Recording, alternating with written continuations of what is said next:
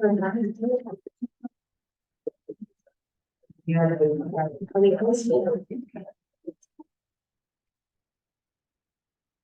our meeting, get started here. We have all in attendance but Steve Holiday.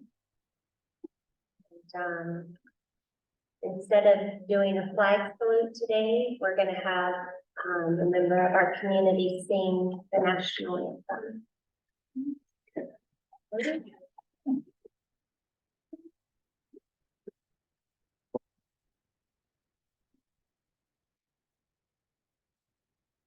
Oh, say, can you see by the dawn's early light what so proudly we hailed at the twilight's last gleam, whose broad stripes and bright stars through the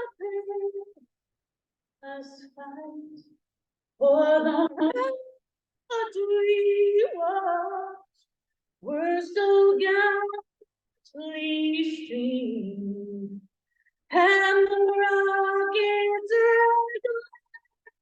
the bombs bursting in give proof that our flag was still there. Oh, sing us that star-spangled banner yet we, for the land of the free and the home.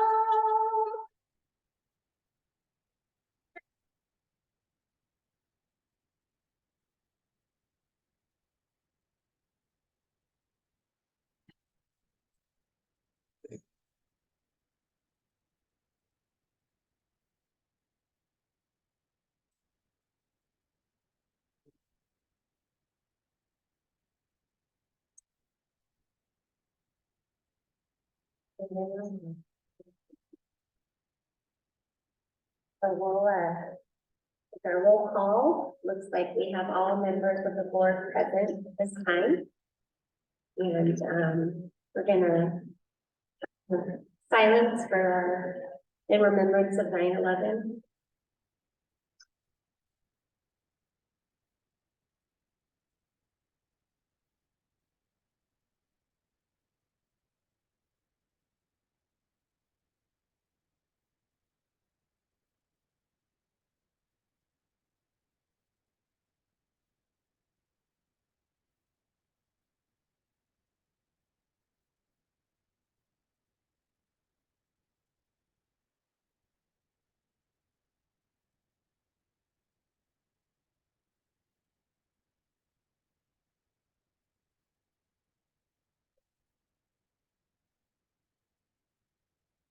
All right, we'll move on to our agenda, additions, deletions, revisions, and accept approval. Madam Chair, could we remove 4.4 from the consent agenda and make it a standalone item? Other than that, I move to approve the agenda as adopted.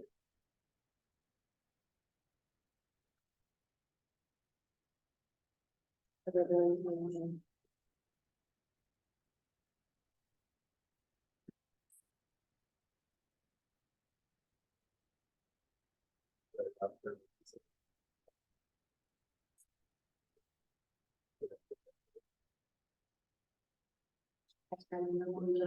just, so we'll do the consent agenda, remove 4.4, and we'll cover that before 5, but leave it as an item. So just make it 4.10 perhaps? Yeah, but we're not gonna carry it in the back. Or how do you normally do that? Just treating it as a separate agenda. I think it's 4.9. What concern? Yeah. Okay. Discuss it separate. Okay, anyone else with additions? Yes. No second. Okay, so we'll take a vote.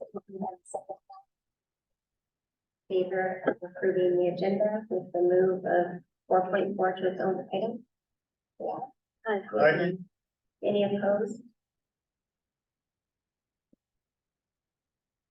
So we will move on to special acknowledgements. And we'll have Carrie Lowenbach. Hey guys, welcome, board members. Anna, Becca. I am the principal at Helena School this year, and I'm so honored and excited to be out here. And I wanted to introduce some of our teachers that we have today, and then they have some students who are going to be presenting a poem for you. So we have Mindy Nelson. She is our grade 4 through 8 teacher. We have Naomi Childers. She and Courtney Papana are our grades K through 3 teacher. Courtney's not here. Her oldest had a football game today. And then we have Holly Rossi, who's our IA and librarian. And then in the back, we kind of already were introduced to Jenny Riley. She is our lead secretary and also serves as an IA. And pretty much when you're out here, everybody does everything. So love you guys. So thank you very much. Before they introduce kids, does anybody have any questions? How long have you all been out here? So Mindy, can you hear? It's a little hard to hear. It's hard to hear, sorry. This is my 3rd year. It's my 3rd year teaching out here. I'm loving here. Experience. So, my 3rd year. And I'm stoked for the My 2nd year, the 1st year with historic grade, I was in the EA. This year. What's the enrollment this year? 25? 25. We have 25. Pretty deep distributed.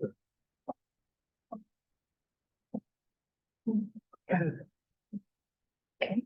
Mindy, do you and Naomi want to come up and introduce the kids?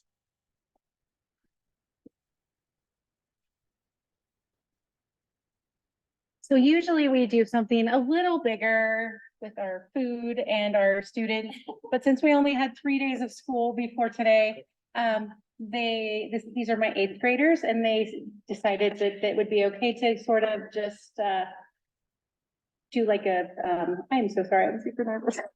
I told them I was gonna be, and they're gonna put it in a book that they're collecting about all the silly things I say. So they're gonna do a poem recitation for you. And so this is Cassie, and this is Promise, and this is Taylor. Do we get? Good. Red and white with 13 stripes reminds us of our past, the colonies so long ago, some thought they'd never last. And then the stars, although they've changed, and for the states both old and new, a field of blue. They're 50 strong, a home for me and you. So wave your flag and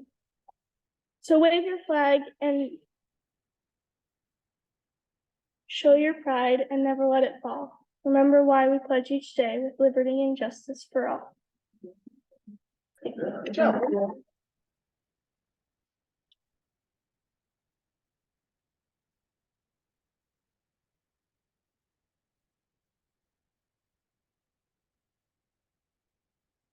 Thank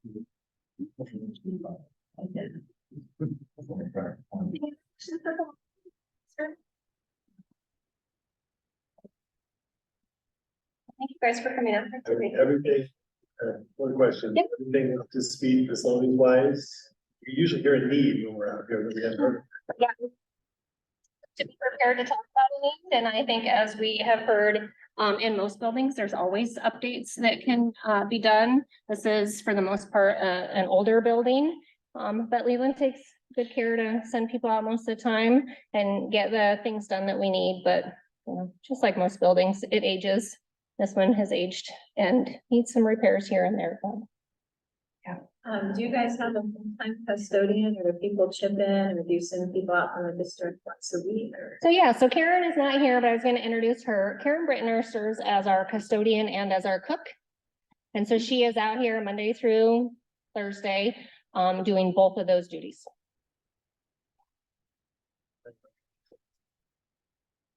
Kitchen equipment. Needed placing last time we were out here, did that get?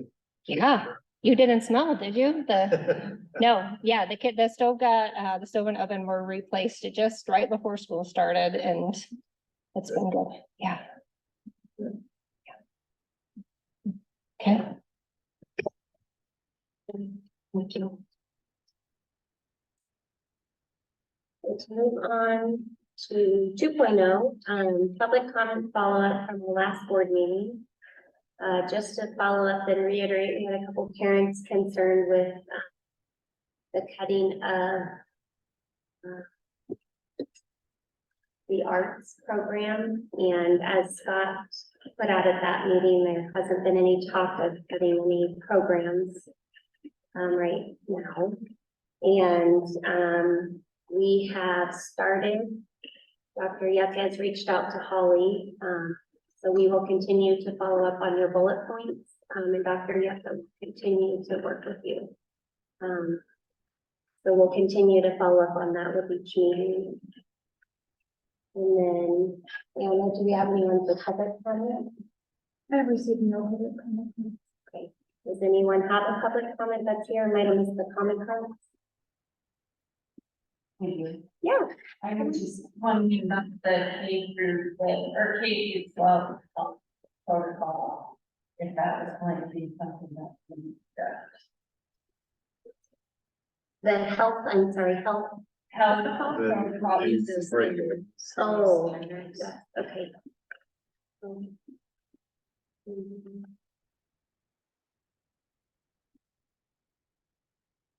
I think that I've seen some stuff come out that, the state of Oregon is working on putting out some new K through 12 health standards, so I think they haven't been approved, or put out for next year, but, we'll look at those as they become available and give you an update, at the October meeting on what we know on those. Follow up, they're not on our agenda, but they're on our mind. And I believe comments are open now. The state is accepting comments. I would encourage you as a parent to write comments in addition to whatever the board said, right? There is, if nobody's read those, there is some reason for concern there. So, Dr. Yuck, could you add that? I just want to say I appreciate Jessica Brumble and what she's trying to do here with these comments and follow up on them after each month. I thank you. Really appreciate it. Thank you. Let's add this one to our list. I'm not aware of, I'm aware of standards being put out, but I haven't thoroughly looked into them, read over them. So if we could add that to a meeting or something like that, so we could actually review them, that would be awesome. We will get back to you on that. If you wouldn't mind putting your name and a way to contact you on a card, that would be amazing. Thank you. Any other comments? So we'll move on to our approval of the consent agenda.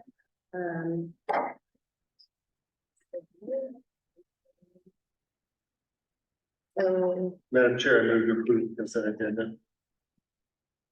The second.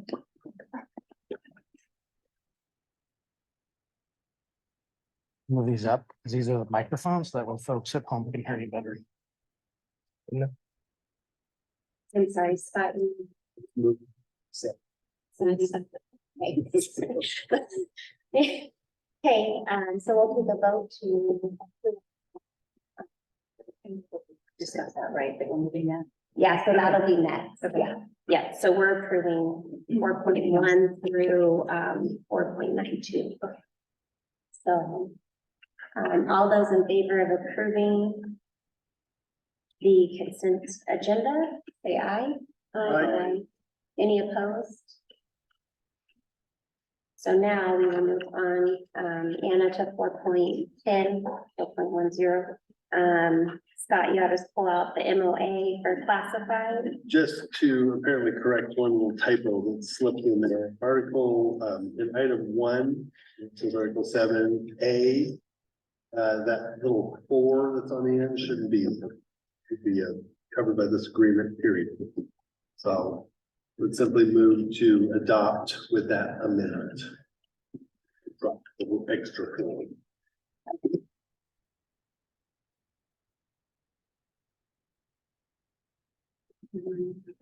Yeah. Too many prepositions. It's quite a ways back, Shannon. Oh, that's first, on page 17. I don't have page numbers. Okay. Yeah, just have the one more. The next page. Yeah. Oh, sure. I think it's still. I was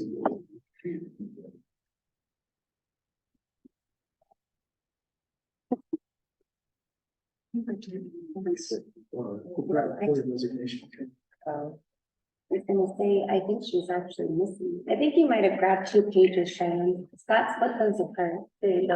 Yeah, there it is. Yeah. So it's that, let's get forward. You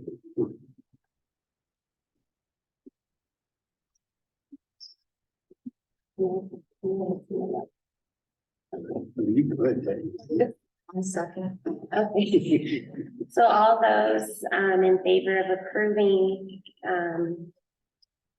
this MOA, removing the 4, adding period after agreement, say aye.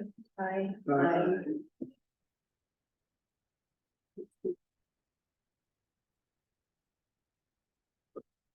Any opposed? So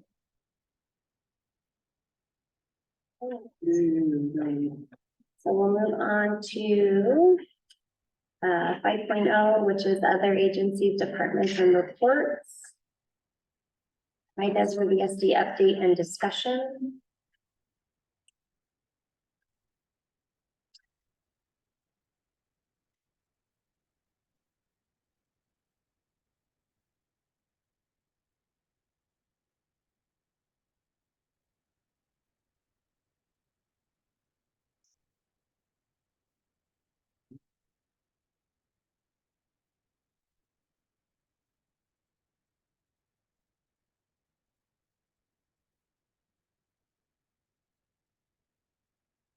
So we'll move on to 6.0 superintendent updates. Dr. Yucca. Tonight we have 2 visitors with us, Jeff Sinclair and Marcus Pitts of Brown and Brown Insurance, and you're going to review insurance coverages with us. We look forward to them. Well, kind of, we're gonna talk about some. We're gonna talk about today, some lessons that we've learned as insurance agents, as claims adjusters, as litigation managers, you name it, in our world. And how in our experience, we found some boards have been surprised, and employees have been surprised about what coverages may or may not be in place for themselves personally and for their school districts. So I'm Jeff Sinclair. I'm the insurance agent for you guys at Brown and Brown. Marcus Pitts is also the agent for the district. We deal with Anna quite often, which thank you for all your help and time. And we've asked her to allow us to come before you guys to talk about the idea of where the umbrella is for coverage for board members, employees, volunteers, and et cetera, and where it's not. So where the legal liability may cover you, or where it may not, when you're making discussions or online or otherwise. Because in our world, we know that you guys give your time and treasure to this organization. You know, you give hours and hours of time, and it's never fun when we have to go and talk to board members who have been accused of things or challenged on things, whatever it might be legally, and say, did you know that you're on your own? This is not district business.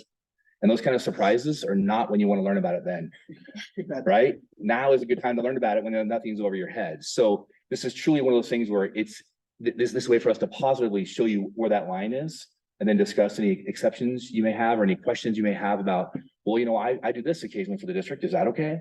And so that's what we want to talk to you about today. And this is usually on a PowerPoint. We wanted to go paper because make sure we had the right information. You can take this home, ask further questions of Superintendent Yucca or Anna, but realistically, we would like to make sure you guys just get whatever information you need so you're best prepared for your role here. Okay. So if you go to the first first page beyond what Marcus and I are talking about here, the Brown and Brown Northwest, property and casualty coverage for education, and then SAFE. So we are the insurance agents for you guys.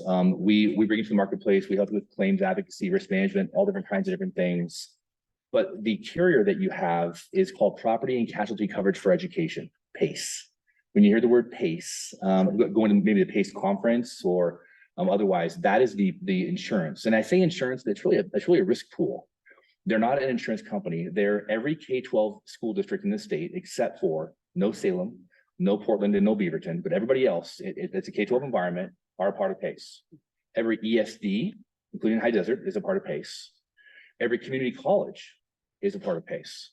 And then about 50 or so charter schools. But they got together in 2006 and they all joined and said, we're going to cover ourselves collectively as a risk pool. And that's interesting because you guys have different risks than, let's say, a city or a county, right? You have kids. That's a risk. And so this is how you guys get to the marketplace is you guys do that. So PACE is how you get to the marketplace, how you get your insurance. You have $20 million of liability coverage. You have $15 million of auto liability coverage, and so on and so forth. And those are pretty big limits. And to buy those kind of limits on the open market by yourself would be a substantial exercise and a ton of money given your risk profile, every school district profile. So that's that. And then Safe Corporation is your work comp provider. So that's who does your workers' compensation for the school district. Any questions about that? All right, we're done. Kidding. Okay. And by the way, this is interactive. Okay, so Marcus and I are here for your benefit. So if you go, wait a second, what do you mean by that? Or why is that the case? Or what do you mean? Please stop us. This is for you. So thank you. So help me with PACE. Yeah. Is it pool liability or is there an underwriter? So there's a coverage document. They retain for property the first $5 million of risk, and then they reinsure above 5 million. For liability, they underwrite the first $1 million, and then they reinsure above that. But they purchased $450 million worth of coverage for the entire pool for certain risks and a little more, a little less for other risks. But let's say we have a giant wildfire that comes through and destroys all of Eastern Oregon. Then that $450 million is the max that the entire pool has for the entire state, let's say, for what those risks are. And that's a thing we talk about a lot with our customers in this area is like, is that enough? In certain capacities. You have other risks like quake and flood. Each district gets $10 million of quake and flood coverage. That's not enough, by the way, but I'd love to sell it to you, but it's about $100,000 per 10 million per year. Sort of the math on that would be incredibly expensive, and no other public agencies in the PACE program buy extra quake or flood because the cost factor is so incredibly high for those different costs. So you are pooling your risk with other entities in that situation, and but there's underwriters at PACE in Salem where the main office is, but they're retaining a certain amount and then they reinsure the rest to the global market. So if Cascadia hits and the whole coast, every school on the coast shakes to the ground, does that huge cost then roll through to us, or is it just a higher premium in the future? So what would happen, that's in the weeds. What would happen is there's only $10 million per school district for a quake or flood. Okay. So each district, Seaside and all the different down the coast would get $10 million, but there's only $450 million for the entire pool, let's say. So it's really up to $10 million, which you would get.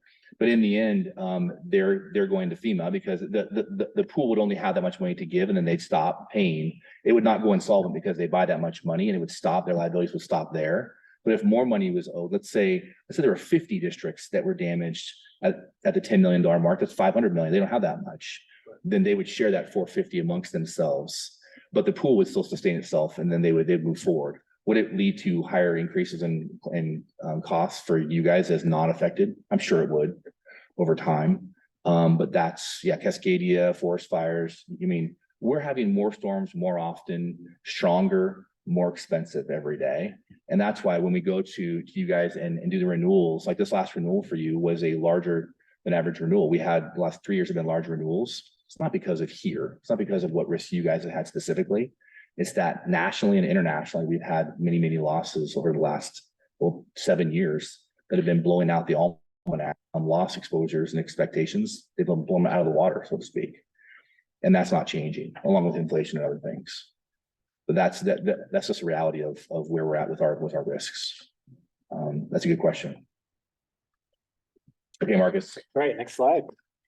So I'll give you a little background on the Oregon Tort Claims Act for anybody who's not familiar with it. This is the act, it's for Oregon, and what it does is it limits the amount of liability that an entity has in certain types of torts. So torts, what are those? Those are wrongful acts. So any wrongful act that is committed is limited under the Oregon Tort Claim Act.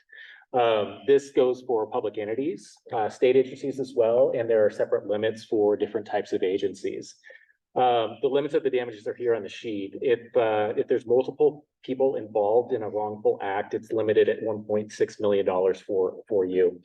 830,000 for singular acts, and the 680 is a property damage limit as well. So what is not limited? It would be federal acts. It's things that are outside or above the state. So we focus really what's going on in the Oregon Tort Claims Act, because that's generally what you're going to be interested in. Federal stuff is more law enforcement, civil rights violations, those kinds of things. You do have employment practices exposures, and sex abuse and molestation can be in those as well. That's why you have more than $2 million worth of coverage. That's why you have the 20.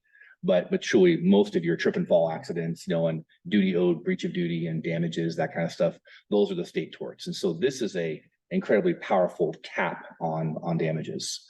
California doesn't have this. Washington doesn't have this. So the same claims that we see just across the border, if you're going north or even east or south, keeping your field trips in Oregon, if you can, keeps these limitations in place. As soon as you guys go to California for a band trip or whatever you may do, then Katie bar the door, they can sue you for whatever they want. And that's why these limits can be, we've seen $5-6 million losses for claims that might be a few $100,000 here in Oregon.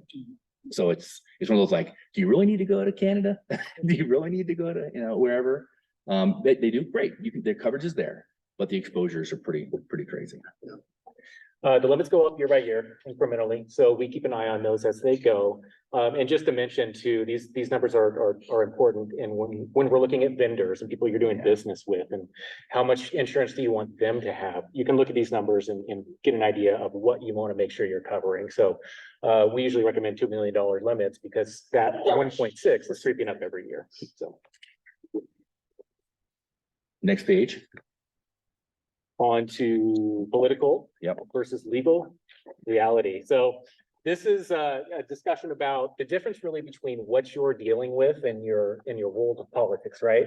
Versus the way the legal system sees what a tort might be or how a policy might apply. So it's important for us to get across to you that when you're interacting with folks and you're doing so on a personal level or a level that's outside of this quorum, you want to be aware of where the line is in terms of what your insurance company is going to see in terms of covered loss.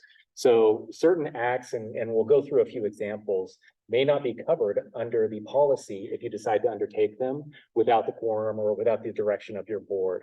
So even though you might feel the political pressures, people asking you things out in the supermarket or whatnot, without the board support, we want to make sure that you understand if you're going to be covered or not. And we'll talk a little bit about staying under the coverage, which is our next slide. So we think of insurance as an umbrella, right? It's going to cover you for certain acts. As you are stepping outside of that umbrella, you're essentially putting yourself at personal risk. And you might decide that that's all right, and you're perfectly willing to do that in terms of interacting with people, talking on Facebook, doing things that you feel are personal to your business or to the school district. But be aware that if it's not a sanctioned or within the course and scope of what you do within this group, then you are actually stepping outside of that umbrella, and the coverage won't apply to you. You might have a personal policy that could apply. And a lot of times we see things like libel or slander, people that get upset of something that you say that might be outside of the course and scope of what you're doing on a daily basis here. So it would be important to know that you are outside of the coverage, and you could be personally liable, and your personal policy you might have an umbrella of your own that would cover your loss. Okay, yeah, as an aside, have you all talked to your individual insurance agents and told them that you're on the school board? Do they all know that? You might want to let them know that just to make sure that they can make sure that you're taken care of on a personal level, not that you're exposed, oh my gosh, no, that sky's falling. Just you always want to have your insurance professional know on any board you may be involved in. It could be the Kiwanis, it could be whatever, but having them just know that individually lets them make sure that they've got the right portfolio for you, just as an aside. Okay, participants. Who is a participant? So we want to talk about what a participant is. And you'll hear the term force and scope a few times today, so apologize if I keep saying that, but it's important. The insurance policy names what a participant is. You are a participant while you are acting under the direction and control of your board. And you're what's called a named participant. You're named in the policy. So members of the board are participants, executive officers are participants, employees are covered under the policy, agents and volunteers. And again, this is while you're in the course and scope of your job duties here. Once you step outside of that, the policy will look to specific language that says you're not within the course and scope, therefore you're no longer a participant. And while the city would still, or I'm sorry, while the school district would still be covered, you as an individual may not be if you're going outside of those duties. So let's talk about these in the next page, the political reality of where your role is. You are always on politically, right? You go to anything, do anything, you're the board member, right? You're the board chair, your board vice chair, whatever it might be. And so they're always going to come to you. You're a magnet for those kind of things. But when are you actually a board member? When is the umbrella over your head?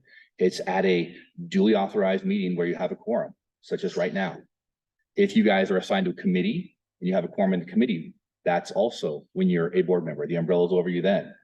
If the gavel comes down after the meeting's done tonight and you chit chat off to the side and something happens and something over here, somebody talking about something and he or she slandered my business and I'm going to sue them because it was over there, whatever matter happens, that's on your own. That's you talking. You were here for a board meeting, but in between the gavels, the umbrella's over you. But outside the gavels or outside your committee assignments or outside the intentional, Scott, you're going to go and be our representative at X and X conference, or you're going to go talk to the public at this one game or whatever it might be. The board's been intentional about authorizing you to be their voice. You have no voice as a school board individually unless the board authorizes you to do so. I can't say that enough. That's where I get like, oh my gosh, don't say that right now. Make sure the board talk or talk to the board about this. Hey, I'm going to be at this conference. I'm going to be at this thing, whatever it might be. I like to mention to people about what our expectations are for the budget this year. You guys okay with that? And they all go, yes, we authorize, so-and-so to do X, Y, and Z and say this. The reason is that while the board may be today, you could always have a person who just wants to talk and say things and do things, and they're not the board. So this keeps the board's legal footprint what it should be, what the board wants. And then you individually can talk First Amendment anytime you want. You can talk whatever you want. Just know that that's where the line gets crossed a lot.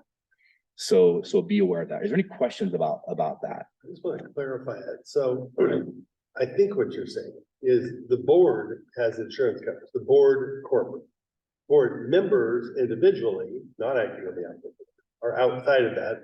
The insurance is not intended to cover our personal acts and our elected function as board members unless we're acting collective. Force and scope, direction and control.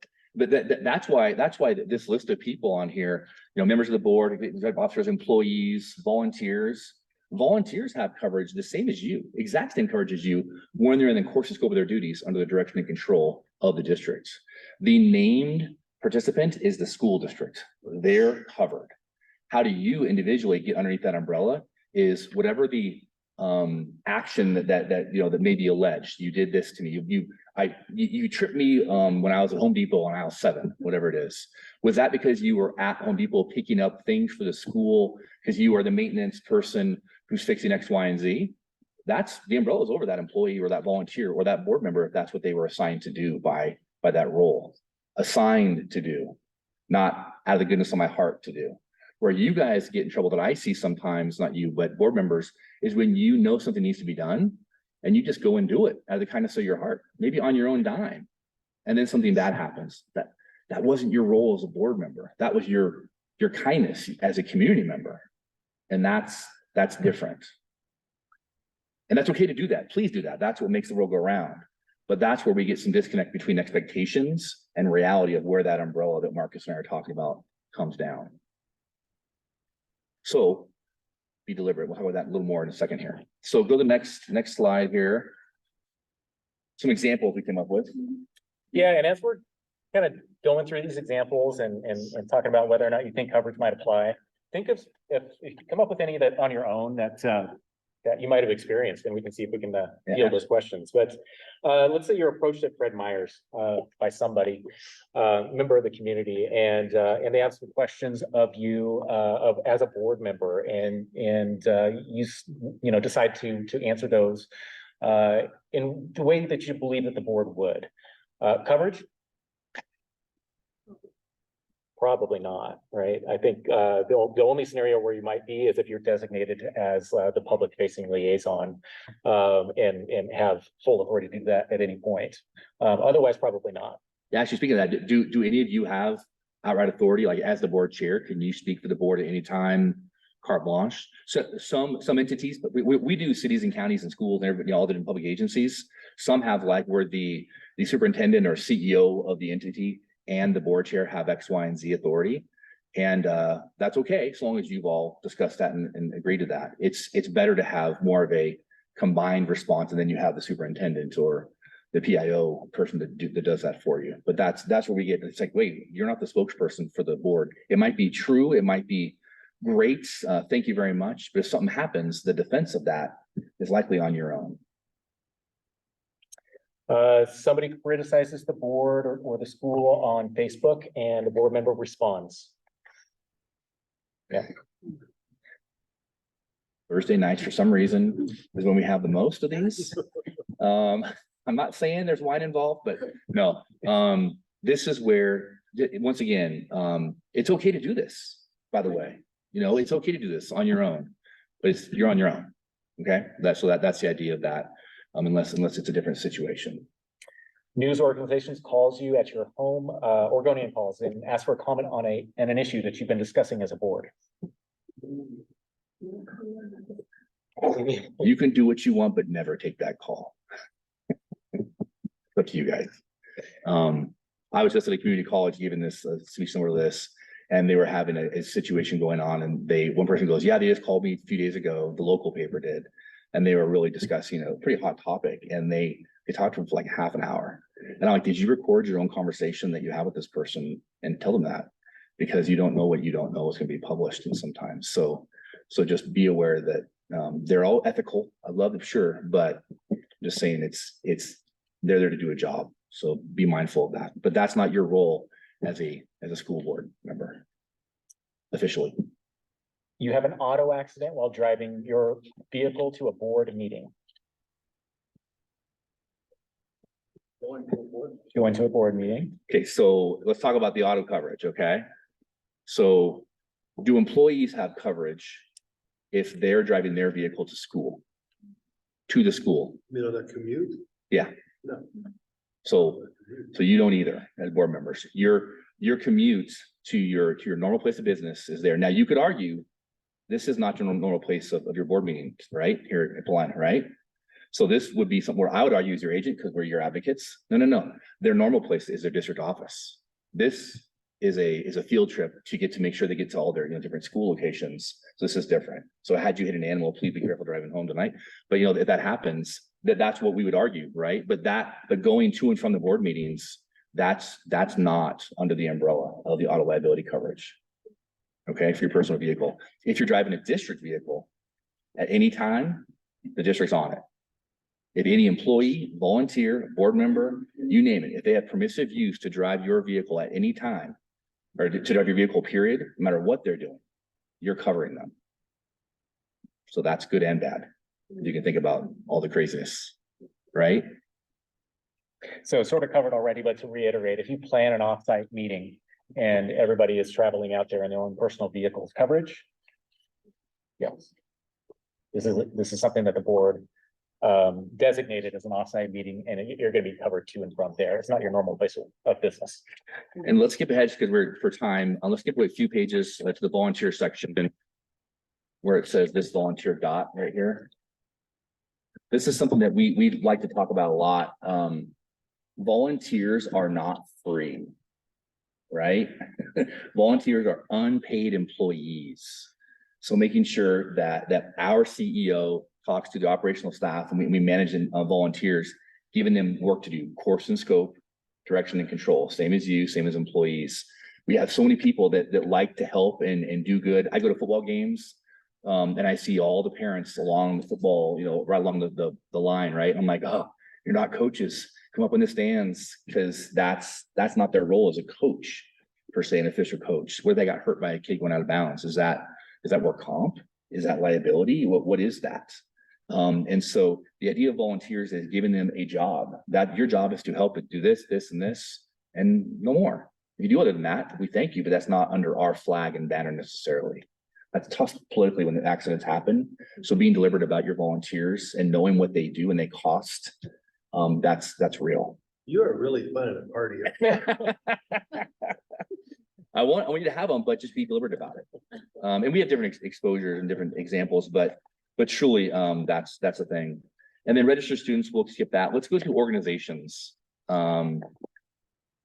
So organizations, about the foundations of business. I can find it. PTOs. Sorry, it's under this participant organizations one. Okay, yeah. Other organizations that the administration puts together qualify as named participants. So student organizations, parent-teacher organizations, booster clubs, foundations, all of these are all, again, course and scope, direction and control, everything that is intended for them to do falls under the umbrella as well. So just being deliberate again about what they're intended to do and making sure that people stay within the job description. But here's the caveat to organizations. You have PTOs, PTAs, you might have booster clubs, whatever. If you control the money, if you control the board members as a board, then you own them. And so you're embracing that risk. If they're a 501c3, if they have their own board, all those different things, then you need to dissolve yourself of that risk and divorce that risk, because you don't have control. So if they have their own boards, if they have their own money, their own people, they're not under your umbrella. They're not within your direction and control, right? So make sure that your PTOs and your PTAs, that you either are embracing them, you're controlling them. You control their boards, you control their money, what they're doing. Or if you don't, if the PTOs and PTAs are on their own, they're not under the umbrella. They're not covered by your insurance because you don't control them. They're private entities. They're 501c3s. So question for Dwayne and Anna, but are club sports in or out? Right, Depends. okay. That's the right answer. Well, Rodeo Club is not controlled by us.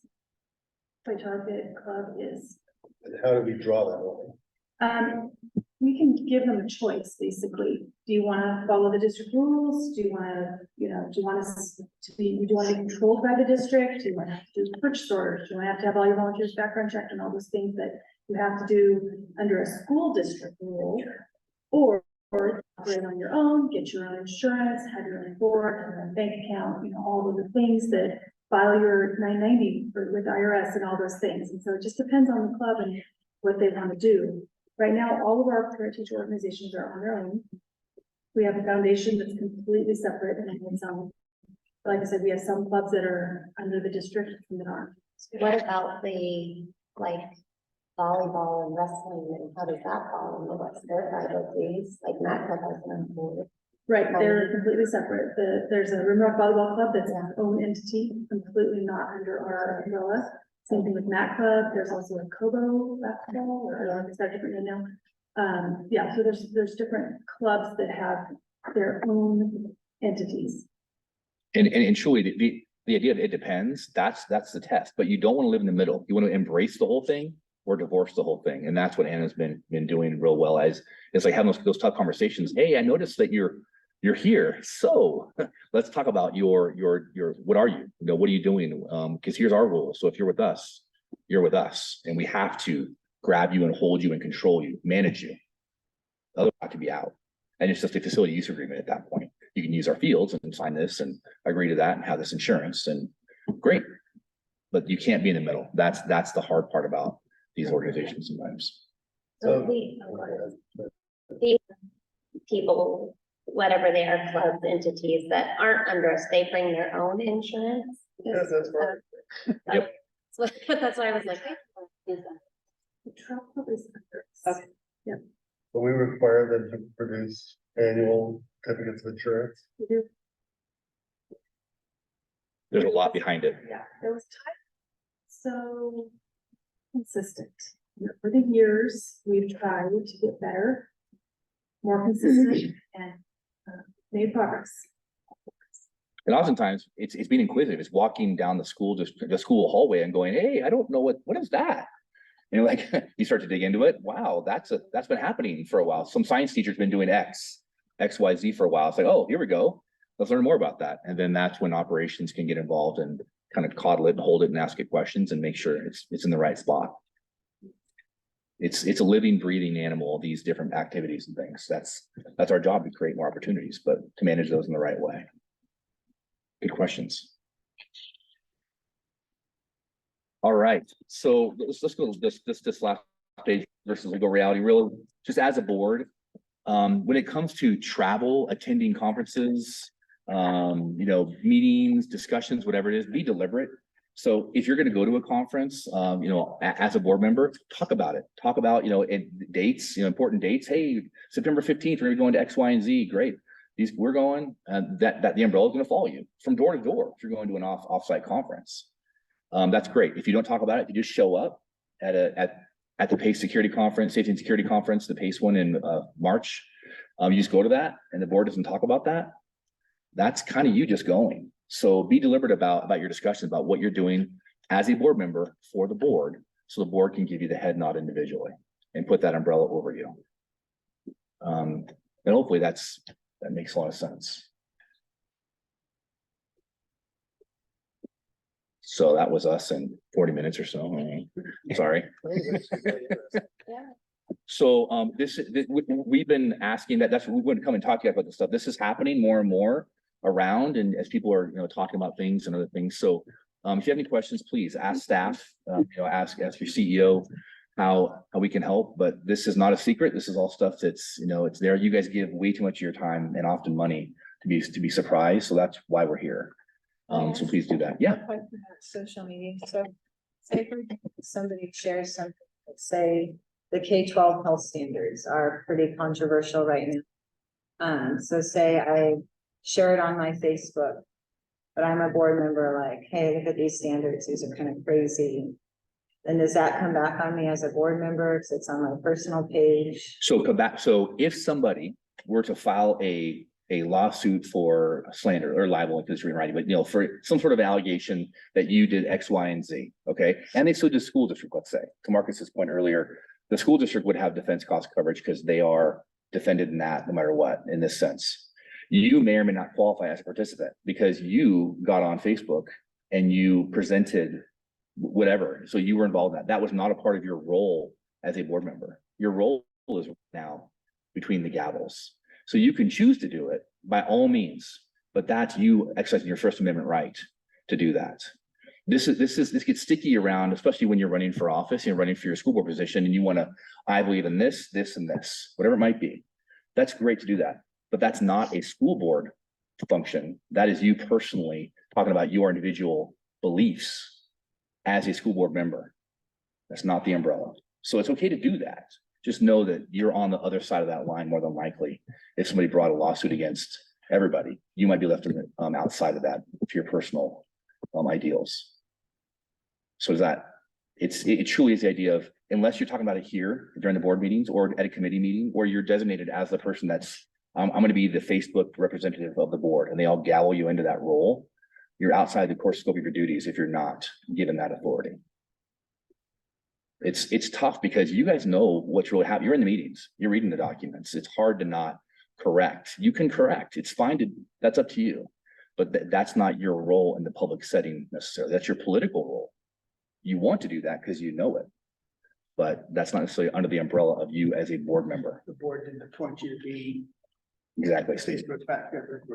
Exactly. And it's hard because once again, you guys know what's been talked about, what's been said, what's been done, and what hasn't been done. So you can do that to correct record, but the Facebook warrior side of this is really tough. in our environment right now. All you could do is just tell them to come to the next meeting and we'll verify. Exactly. Ask your question, please. We want your input. That's how we need to move, but it's, It's here. yes, sir. Yeah. Yeah, Gave us a tip at our workshop to at least justify, like, this is me as a parent, not a board member. yeah. So almost every one of my emails now, that's like my first line or my signature line, but so if it's in a case like that, then in a sense, like somebody couldn't come back to me as a board chair, board member, because I put in there. Well, plus This what, is me as a parent. plus what that does, and this is just me as a parent, is it gives the board more credibility because it's not, you're delineating yourself. You're not trying to carry the flag of the whole board. You're saying, hey, this is me. Other board members have their own beliefs, but as a board, it's different than this maybe. Yeah, that's a good way to do it. I'll give you another piece of advice, or I picked up on the buy your separate umbrella insurance a long time ago. So I first became an elected official. I went to my agent and I said, I want to buy an umbrella policy. So I'll be covered when I'm not covered there because things happen. And so they're like, great, they name me a price, everything, they're gonna sell me the umbrella, everything's great. Then they send me the policy. And they send me the policy language, and I read the policy, and it has a line in it that says, your acts as an elected official are not covered by this policy. And I'm like, what do you do? What are you doing? Well, that's our standard policy. Well, that's why we're having this conversation. So they issued me a non-standard policy and all that's fine. But if you do this, go read your policy language. Don't just believe what your agent told you. Yes, sir. Be surprised on the other end. Yes, sir. And make sure it is what you thought you were paying for. And then reread it every year because they're gonna reissue the policy. Well, thank you all for your time. We really appreciate it. Any more questions of us? I know you're busy. Thank you. Thank you so much. Good to meet you. Watch out for deer and. Teacher. Hey, Dwayne, you want to cover 6.2? Yeah, start to be fairly loud here, so everybody can hear me. On 6.2, we're calling it criticism of teachers and staff. Jay Weeks and myself were recently approached by Crook County Education Association and the Oregon Education Association, OEA, with concerns regarding criticism of teachers. CCEA and OEA wanted to remind the district that there is a requirement, the collective bargaining agreement that addresses this concern. And on the next page, if you turn over, you'll see Article 6, they call it rights of professional employees. Item D, criticism of teachers, supervisors, administrators, or board members shall use discretion and shall avoid criticism of bargaining unit members, especially in the presence of students, parents, or other bargaining unit members, or in public gatherings. For me, this is just a heads up and also entails my recommendation was to be aware of and knowledgeable regarding this section of the collective bargaining agreement. Just know it's in there and be aware of it, please.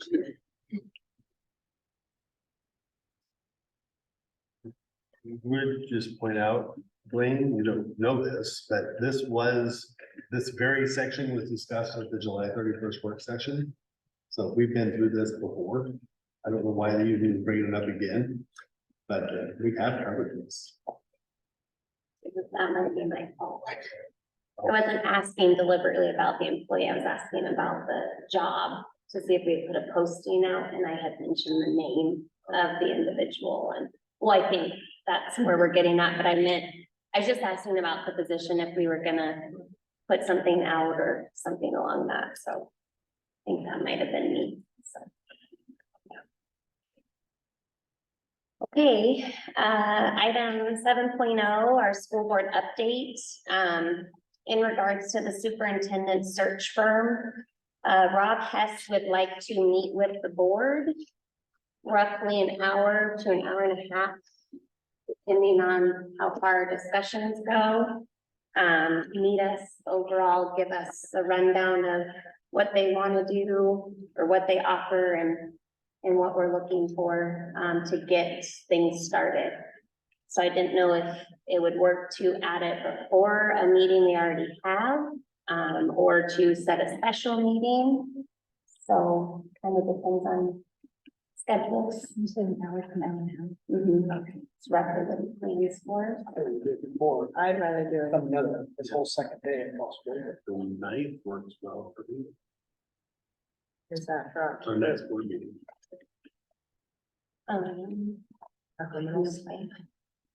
That works. Federal holiday. When are you thinking? I prefer. The next meeting before it. on Before October. the board meeting. So it would be usually they're at 6:30, so we'd be looking at roughly 4. Oh, I see, okay. Instead, and so we would have the session, like, a work session basically before our meeting.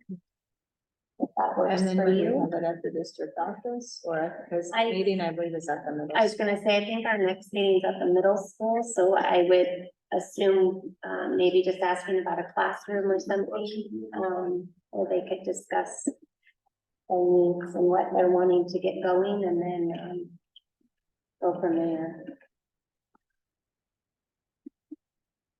I think I'm gonna be out of town that day. On the 9th, okay, I don't know if we wanna wait till November. We need to do a special session. Well, don't we have that listing session on the 25th? We do, Could we do it before the listing session? Is that at 6:30? Is that September 25th? I think it's at Are you okay 6:30. with that? I'm fine with that. I would have to be before for me, because we have a home volleyball game, but I can do before, I just can't be at work. Okay, what's the last? Yeah, the work, the listening session that we have on the 25th, would that work for you? To do it at 5. I give you that. Well, that's his buffer. Okay. It just depends on how much we have to add, ask. That's first, that's, he said generally between an hour, and he's never gone further than, Gotcha. so. Okay, so it sounds like 5, because the listening session's at 6:30, so 5 o'clock on the 25th.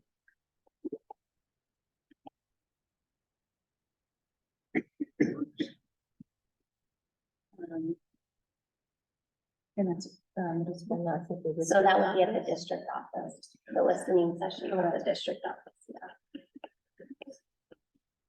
yeah. Jay, can I follow up with Rob on that, or does that need to come from you, or, okay. So I will follow up with Rob Hess for September 25th at 5 at the district office. Okay, so, Leland, we're on to 8.0 facility update for your summer projects. Okay, so included in the board pack, you guys have an attachment that has a list of almost all of the major projects that we do this summer.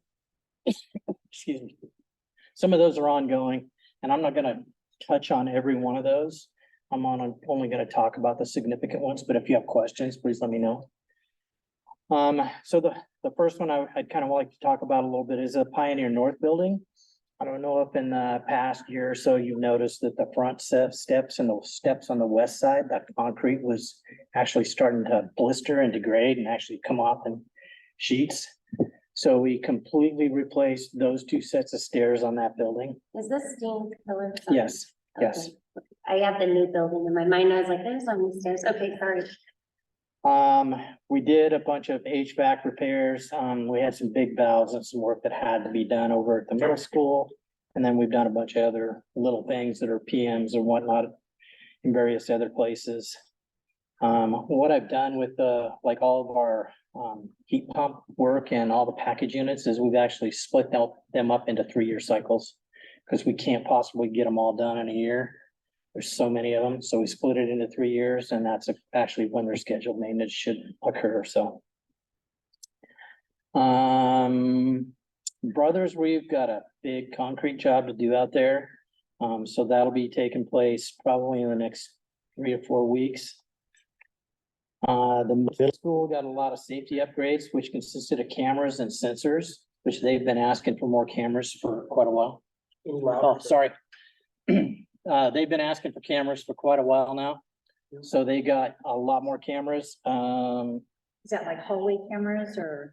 Yes, hallway, outside. Entrances? There's 33 additional cameras, so there's a bunch. And then they added environmental sensors in the bathrooms. So those have noise detection. They have we can get air quality index readings off of them. We can get vape detection off of them, all that kind of good stuff. Let's see. So lighting upgrades have been a big deal for us. The Energy Trust of Oregon has really good incentives right now. So we replaced all of the high bay electrical or light fixtures in the high school gym. And we only paid $1 a piece for those through the Energy Trust. And they're adjustable, so you can vary the amount of light they're actually putting out, and they're so bright that we're only running them at 60%. And it's still really bright in there, so different sports, we can actually change the lighting in the gym as to how much they want it or not. We've also done some lighting upgrades. Crooked River's getting some.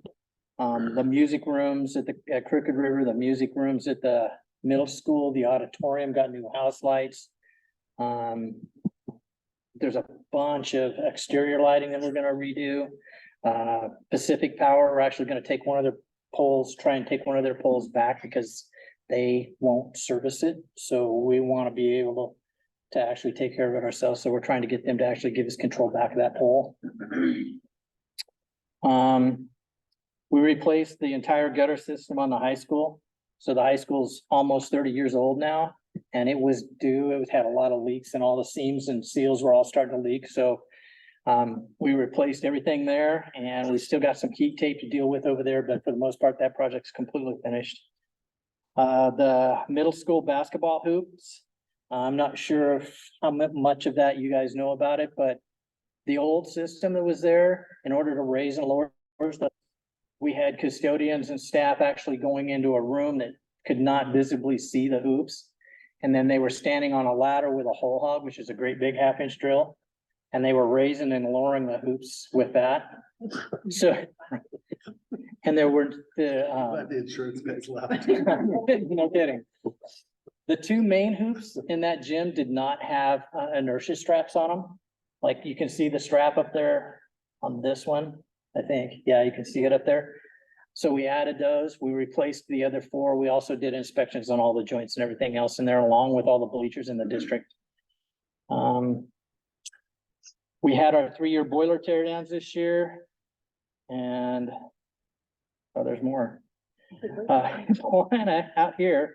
So we had the water main between the well and the pump house was, we got a leak last year, and when we uncovered it, there was blisters all over it. So it was like, don't touch it.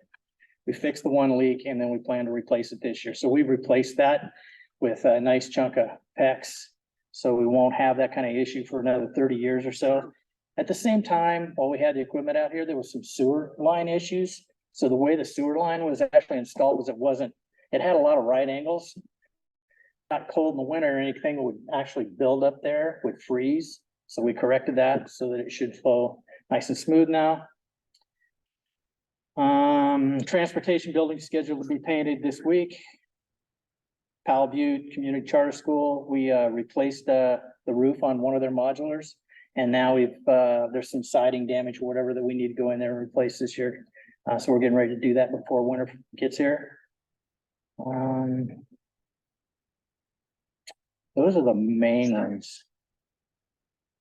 We did have to replace a chunk of sidewalk at the middle school. It was a pretty big chunk of sidewalk. And we're guessing that a semi truck ran over part of the curb where the ADA entrance was to that. And they built that sidewalk on top of the asphalt. So it just cracked it and tore it all up when they did that. So we tore that chunk, the whole chunk, the sidewalk out there, cut the asphalt, put it in correctly. And so we've got some new sidewalk over there. And most of the rest of it's pretty small stuff. Leland, Yes, what is a lift station? that's a sewer pump. It's a nice way to say sewer pump. Okay. And here's another goofy question. Central kitchen steam kettle replacement? So the central kitchen has a big old massive steam kettle in there. That's what it's over in the Pioneer South building. Oh, okay. And they hate using it because it's so big. We just don't have a need for that big of a kettle. Mhm. So they wanted like two smaller ones that are only about so big around and about that deep. So we're in the process of replacing that. Mhm. And the Palview, the lift station, is that just the repairs or did we figure out if we need to replace that or? So that, huh? And then just a foot valve that was, you can buy? It was leaking where it was, where it was going into Going out of the tank. going in or out. I can't remember which. I didn't even go look at it. Tom did that, but they replaced all that. SMAP came in and replaced all that stuff in there. I did check on all the other work that we've talked about doing, and unless we increase the capacity of that site, that's not something we need to worry about right away. And I have a lot of backup information for you guys if you're interested in what all that entails. And I talked with, okay, I can make sure I get that for you. Cause I don't know how all the numbers weigh out, but I know Palview always has a wait list. There are always more students than they can hold. Is that due to classrooms or is it due to the sewage? Or both? So Both, but you get, go ahead. this is it both, but normally you'll have classes that are smaller, but the wait list is over here on the heavy classes that are full. So, yes, there might be a wait list, but the kids that are waiting aren't in this class. So this class is 3/4 full, something like that. Third grade might be only 10 and fifth grade might have a waiting list. The way the capacity of the building sits right now, they're under what the county requires for us to, how do I want to word that?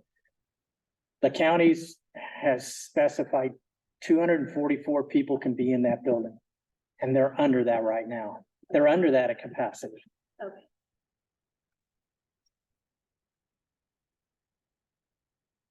Anything else? Thank you. Thanks, Leland. Hey, Anna, we're on to you. 9, finance report. So in September, I give you a finance report that's a little different than normal because it's too early in the fiscal year to do a projection for the current fiscal year. And at the same time, I like to give you some information annually that you don't need to see every month because it doesn't change every month. So this is the annual, in September, I give you just an annual information. It's nothing you need to do anything about, but it's just helpful to you and you know, if there's ever information that you need or wonder about. So the first thing in here is just the debt, future debt obligations. And we really don't have very many loans or items of debt because over the years, we have paid off early any operating loans that we had whenever we could. So really all we have right now for debt is one general obligation bond, and that's paid for by a separate property tax assessment. And then we have 2 pension bonds, and those are super complicated, but basically we got some debt to prepay our pension costs, and it has saved us over $10 million over the course of so far. It was in 2002 and 2003 we got those loans. So eventually those will go away and sit there again. So we'll have to figure out at some point if we want to do this again. But we were very careful to enter into another obligation like this because it's somewhat risky that you're going to earn enough earnings on the money to pay for the debt. I'll go into that again later once it's worked. But just so you know, this is our current debt. We only make debt payments twice a year, December and June. That's just the way bonds work. And then the next section, on the next page, this is the graph that you're looking at, projected bond tax rate of 1,000. That's the amount of property success the taxpayers to make payments on the general obligation bond. It has been decreasing just steadily every year. And the reason for that is that the total county assessed value increases. And we haven't added any new debt. So if we add another bond at some point, this could potentially go up depending on what the assessed value of the whole county does. So there's not a sharp change in 27 for that. Are you not adding the value of the data centers when they come on? You know, Scott, I haven't looked at this in a while. I don't remember about mine. Because that's supposed to be a big downward, It is supposed to be a big drop. something to look into. Yeah, I'll check into it. The next piece is the general fund ending balance. So that's basically, if our general fund was a checking account, that would be what the money in the bank at the end of the year would look like. So the top line is what we budget. I'm sorry, the bottom line is what we budget every year. It's pretty steady. We usually budget for about $1.5 million in fund balance. But we usually end up with a top line, which is high. And that's just because of careful budgeting that we don't necessarily spend all that we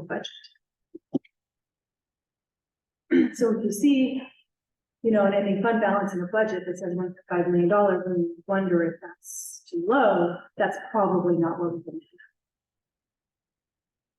And then the remainder of the information has to do with state revenue, and the general information on this is that it has gone up over the years. We have been in a fairly consistent revenue situation for the whole state since the recovery from the major recession that happened in 2008, 2009.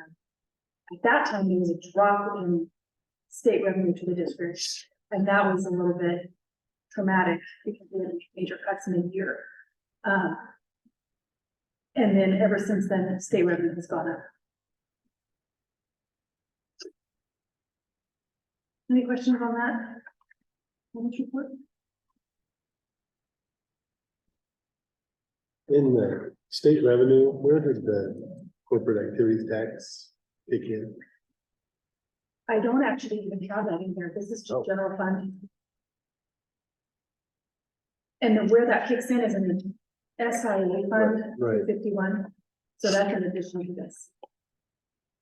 We maybe in future see that add a line added for that. Yeah, that's a great idea. And does the general fund include forest receipts? This does not. The general fund does have the federal forest receipts in it.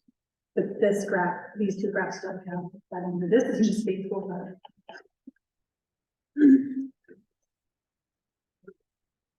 Federal forest fees have kind of become almost Yeah. a non-topic. But I It used think, to be a lot of money, but but I think they're important for showing where we were, because, you know, the curve is not quite as steep as it True. looks, but Yeah. we lost other forms of revenue. yeah, I can show that in.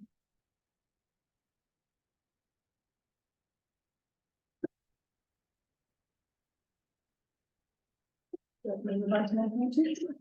Yep, I'll do it. Okay, so 9.2 is just a preview, as I mentioned last month, that we will be seeing revenue for the current fiscal year that's much higher than what we had anticipated in the budget and what anybody would have anticipated based on what the legislature was talking about at the time.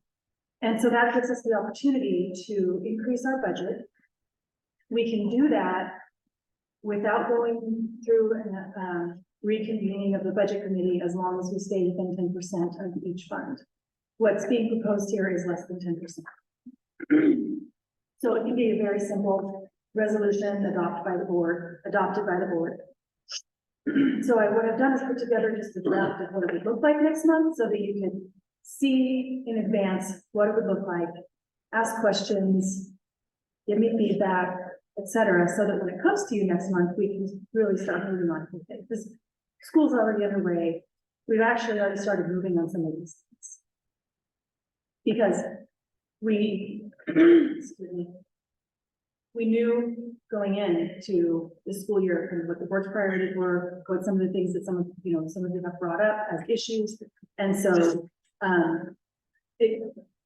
the additional money helps us to know that we can start moving forward to kind of carry out your wishes. The next, this resolution is 2 pages, it's front and back, the one that says draft with the watermark on it. And then the next 2 pages, front and back, are the support that goes with that. So this would be projections of how that money, how that additional budget would be spent. Keep in mind, these are estimates, just like any budget is. But like I said, some of these things we've had to move on already, and some of it has to do with enrollment. We've already, and I'll talk about enrollment when we get to 9.4, but we've already seen some situations where our class sizes were going to be too big. And so we had to post some positions kind of in emergency cases. Fourth and fifth grade at Barnes Butte. And then we had some special ed. We've had a lot of special ed. We had to have 2 special ed teachers. So we haven't actually hired for them, but we've posted. I think we've hired 1 and the other one's just posted. And that's, I mean, the need is just. Is that at the same school, Barnes Butte? Both at Barnes Butte. Have we looked into all the schools and auditing class sizes? We've only come up with Barnes Butte needing teachers. Jay, come on up. Yes, we have looked at every school, at the enrollment of each, and particularly right now, we started with the elementaries with that, because that's where the first concerns came from principals to say, hey, this is what we're seeing. Our class size at the elementary is too large. So that's where we added that teacher at Barnes Butte, and then started looking at all of the others from there. So the focus so far has been on elementary and making sure that we're even across. And right now, between Crooked River and Barnes Butte, we're pretty equal at the moment across of that, the 2 schools. And then Steens is on a little bit different model because of the building and the type of school. So do we have a cap or class size that they go by, or how do the principals know their class sizes are too large? Yeah, so there is a number that we try to stay below, and I don't remember those off the top of my head. I could get them to you, but off the top, I don't remember them. But we try to stay under it. They're not Christian numbers, they're not board adopted, they're just what we consider best practice. Are there numbers like, does ODE put out a cap size? Is that? It would be much higher than ours if they did. So does each school make their own caps and then you go by that, or how? No, that, How do we anticipate like needing more teachers or? yeah, so the number that I remember for the 4-5 that we try to stay below, because that one being the teacher we just added, was at 28. We did not want to be above 28. Okay. And so about 2 weeks before the school year, when we looked at it, Barnes Butte was at 28 across the board for 4th grade. And history tells us that more kids will continue to enroll as that gets closer. So what we looked at is we said, we've got to make a change and get a hire out there now to have a teacher, 4-5 teacher in place by the time school started, which we were able to do. And then actually get that teacher in to make sure we weren't then changing teachers on families before it started. So, and when Taylor looked at that, she ended up doing a 4-5 split for Barnes Butte in that, because when she looked at the 5th grade numbers as well, they were getting high. So as she made her classes, she said, okay, it's going to balance and keep classes lower if I do a 4-5 instead of just a 4 or just a 5. And that was a balance that she did within the amount of students she was seeing at Barnes Butte. Okay. Do each of our schools do this each year? Every principal is looking at numbers, or should be looking at numbers, to see where their classes are and trying to balance those classes. And it's more, sorry, it's more disruptive at the elementary level to move kids mid-year than it is at the middle school and high school. So that's why the kind of focus is there. But Yeah. When you're looking across the board at class sizes, do you try and keep that consistent, like elementary, middle school, high school, or do you allow more people like at the middle, more students at the middle school and high school? Just because of maturity and cognitive ability? Great question. And yes, it normally is, once you get to the older grades, generally we allow a little bit larger in there, and we focus on even less at the kindergarten as they're first coming in. So try to look at it. And a lot of times in my time when I was back in my high school principal days to it also, we always were looking at, you know, sometimes your APs could have even larger numbers than maybe your algebra 1s as you were just starting, because you would look at that to say, okay, algebra 1 is a baseline level for math. So I want to make sure that that class size is lower than an AP calculus, because they've been through the baseline. And now you've got a higher level math that they're working through. So a lot of times you would look at that also within your own departments and your secondary levels to see.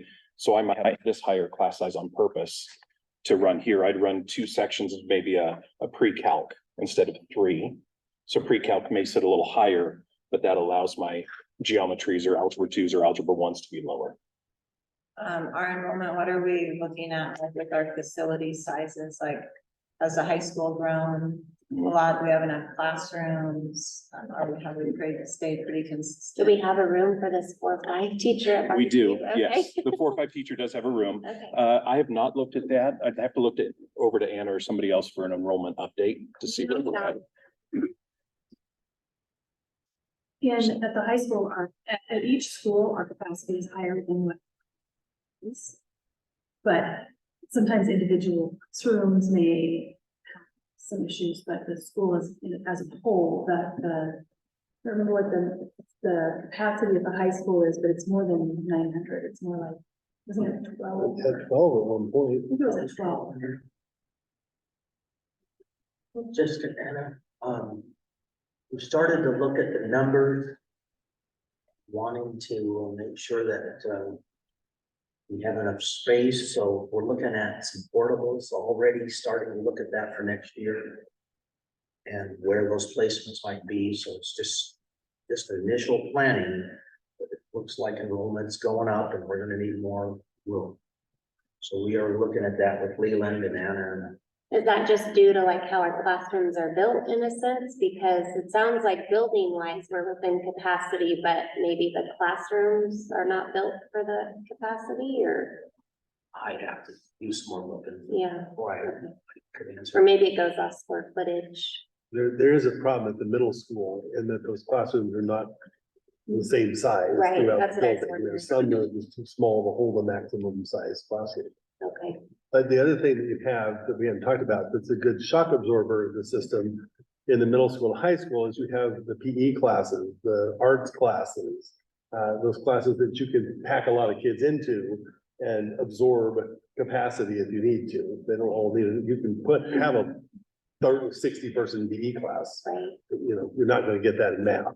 Yeah. So you've got some opportunities there. Those are tools you can play with.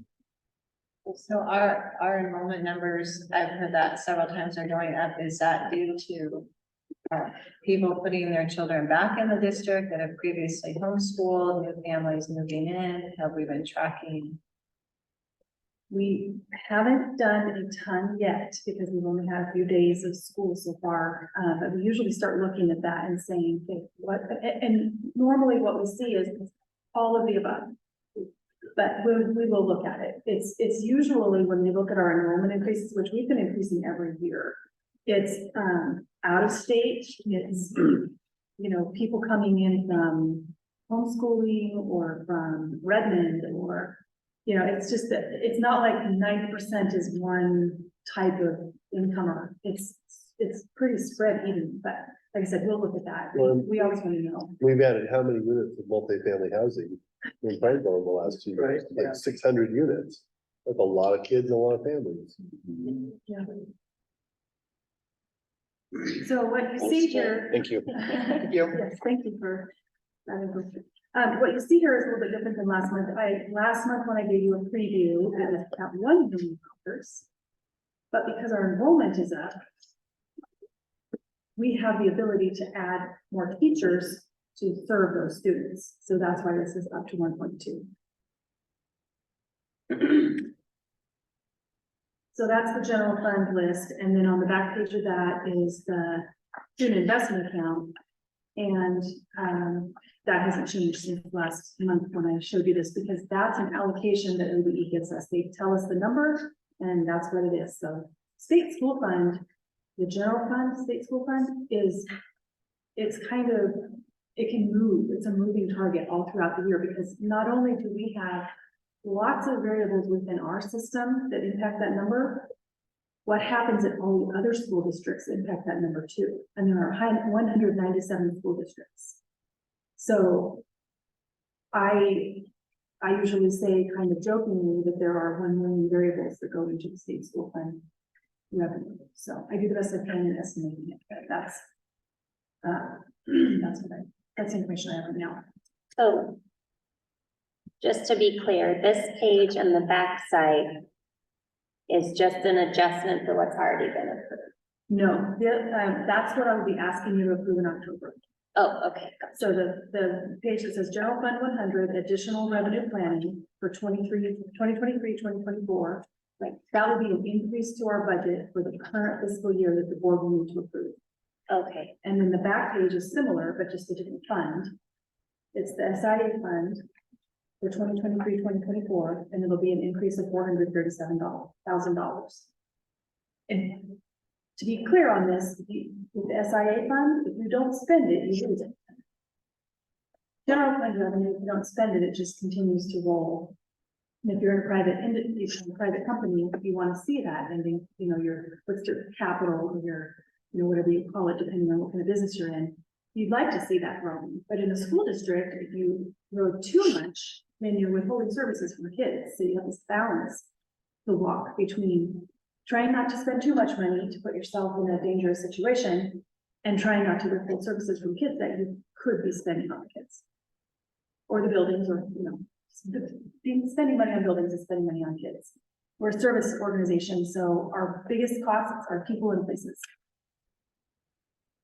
The next page on here is completely separate from, it won't be included in that October packet. But the reason this is here is just in case you had something on your mind that you wanted to make sure we take care of as a district, you wouldn't have to worry about adding it to the budget adjustment that I'm proposing for October. What I really tried to do is make sure that the things that are on this third page where it says end of year transfers, try to make sure those are one-time costs, because this is one-time money. There is one item on here that Jessica asked me to address, and that is the CCMS wrestling room. So I just want to add some clarification on that. So we know that we've had a space problem with wrestling. We were really hoping to pass a bond, and it didn't happen. And so, you know, it's really expensive to build gym space. And we had a separate organization come to us, which was the Mat Club. And they said, if we can raise enough money to build a building, will the district donate the land? And of course we will, because we need the building, we need the space, and then what will end up happening is the district will own that asset once it's built. The building itself, if the district had to build it, Leland and I think it would be $900,000 to $1 million to build. But the Mat Club has a member who has a lot of resources, a lot of ways to, you know, get donations and donations of money and time and materials. And so he thinks he can do the whole thing for around $300,000, and he had a major fundraiser, and then asked the district to commit $100,000 to the wrestling room. So for the district to spend $100,000 on a building that the district will own that would have cost $1 million is a pretty good deal, I think. So that's kind of what this is. It's not like we just kind of cherry picked and said, hey, let's just find $100,000 and get it with one club, you know. And that may be what it looks like from the outside if we weren't, you know, watching all of the board meetings and seeing how the whole thing transpired. But that's what's happening. And if other clubs want to come along and build us some buildings and do the same thing, I think we would be interested in having that conversation as well. thanks, Anna. Leland, could you touch on again what this room offers? I know you did it at last meeting, but there's been a lot of questions brought up about this new facility. So it is, I want to say just under or just a tad over 4,000 square feet. It will use the existing heating system that's in the building. We're going to tap into that so we can heat it that way. Most of the work, the one individual that Hannah mentioned, he thinks he can get a ton of the materials donated. And he plans to do a lot of the work on his own. I mean, we still have to bid it out as a and get general, I mean, we have to follow all the rules, just like we're gonna normally do this. Let's see. It will connect, if you're looking at if you're on the south side of the middle school and you're looking at the gym, on the far east end, there's like a notch where the choir room or the music room and the gym connect. This building would sit right inside there. It'd be flush on the east end of the building, so it's gonna actually come out into the parking lot a little ways. We have the drawings in hand already, and we've already started conversations with the county about the permits and getting the permits issued for it. At the October meeting, I want to try and get on the agenda. We plan to do it as a design build, which means the board has to approve findings to do that. So we have to do things a little bit different. But my plan is to have that ready for you guys at the October meeting, so you can review those and approve it. So Leland, would this would be used year round just for wrestling, like practicing year round? Or would, I mean, cause I think we asked at the last meeting, you guys said it was difficult, like to roll mats, cause we're looking at spacing, like. I think they were saying, well, it's hard to like roll mats up and put them away and store them, so it would just be year round wrestling. It would be, so the mat club would probably want to use it pretty much year round, but it would be a middle school facility. So if they were wanting to use that every day for like PE, Yeah. it's just a matter of rolling the mats up and then they could use it for PE. It just depends on mat club's schedule as to how they want to use it for wrestling. Or like in the summer, if they weren't using it and we had summer school and they wanted to use that space, they could while we were working on gyms or whatever. It's not gonna be high enough for like basketball hoops. It's gonna have like a 9 or 10 foot ceiling in it. And the reason for that is if you look at the side of the building, you'll see that there's some exterior dampers on the side of the building. So that's a fresh air intake. We can't cover that up. So we have to either move that a little bit or have to stay underneath it with the roof. And so the plan was to just stay underneath it with the roof. So did this room, so it doesn't have bathrooms, does it have holes for volleyball on the floor? We could probably put holes for volleyball. Lights for volleyball? They'll be hitting the ceiling quite a bit, I would think, but What about like a stage for performing arts? could use it for something like that, especially if you did like a black box theater kind of thing. Just trying to think of other forms that the district could use this building for, since technically it would be a district facility than the year-round Mhm. wrestling room. Leland, would the county be able to donate the permits to Mm. save some money or do anything for someone? I doubt if that'll happen, but Good point. I've never asked them to donate anything like that. They've been pretty good to us for the most part, but when it comes to actual permit costs, there's never been any kind of sway in what they decided.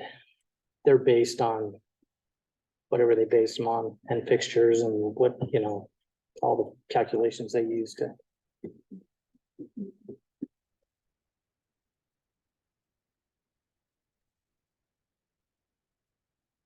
Madam Chair, I am struck as I read this list. This is a wonderful list. It's going to do a lot of good for a lot of people. But I'm struck again at the lack of investment in arts facilities. We still do not have an elementary school teacher at Crooked River. I don't know when I'm going to get my report on instructional minutes of music, since that was promised by somebody who isn't here anymore. But I still want that.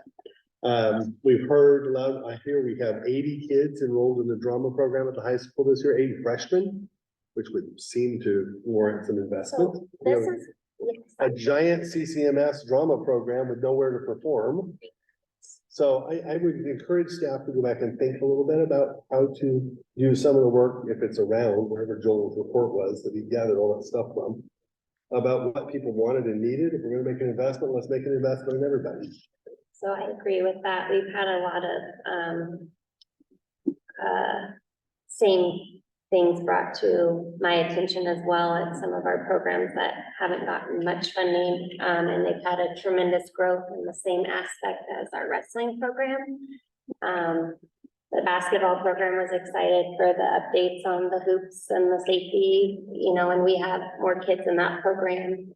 So I had the same concerns. That's why I brought to Anna's attention at, maybe going over a little bit more thoroughly that this was already pre-funded money. You were on the board at that time. You might be a little bit more aware than those of us knew, if there were other needs in this year or not. So, Well, remember, we only had like a year's notice on this giant swell in athletic participation. Because nobody thought when we cut those fees that we were gonna get level. I mean, we knew we were gonna respond. We didn't expect that much response. yeah, And so the facilities problem is of our own making. It's a good one to have. And I am 100% in support of funding the wrestling room. I think everybody knew at some point there was gonna be an ask.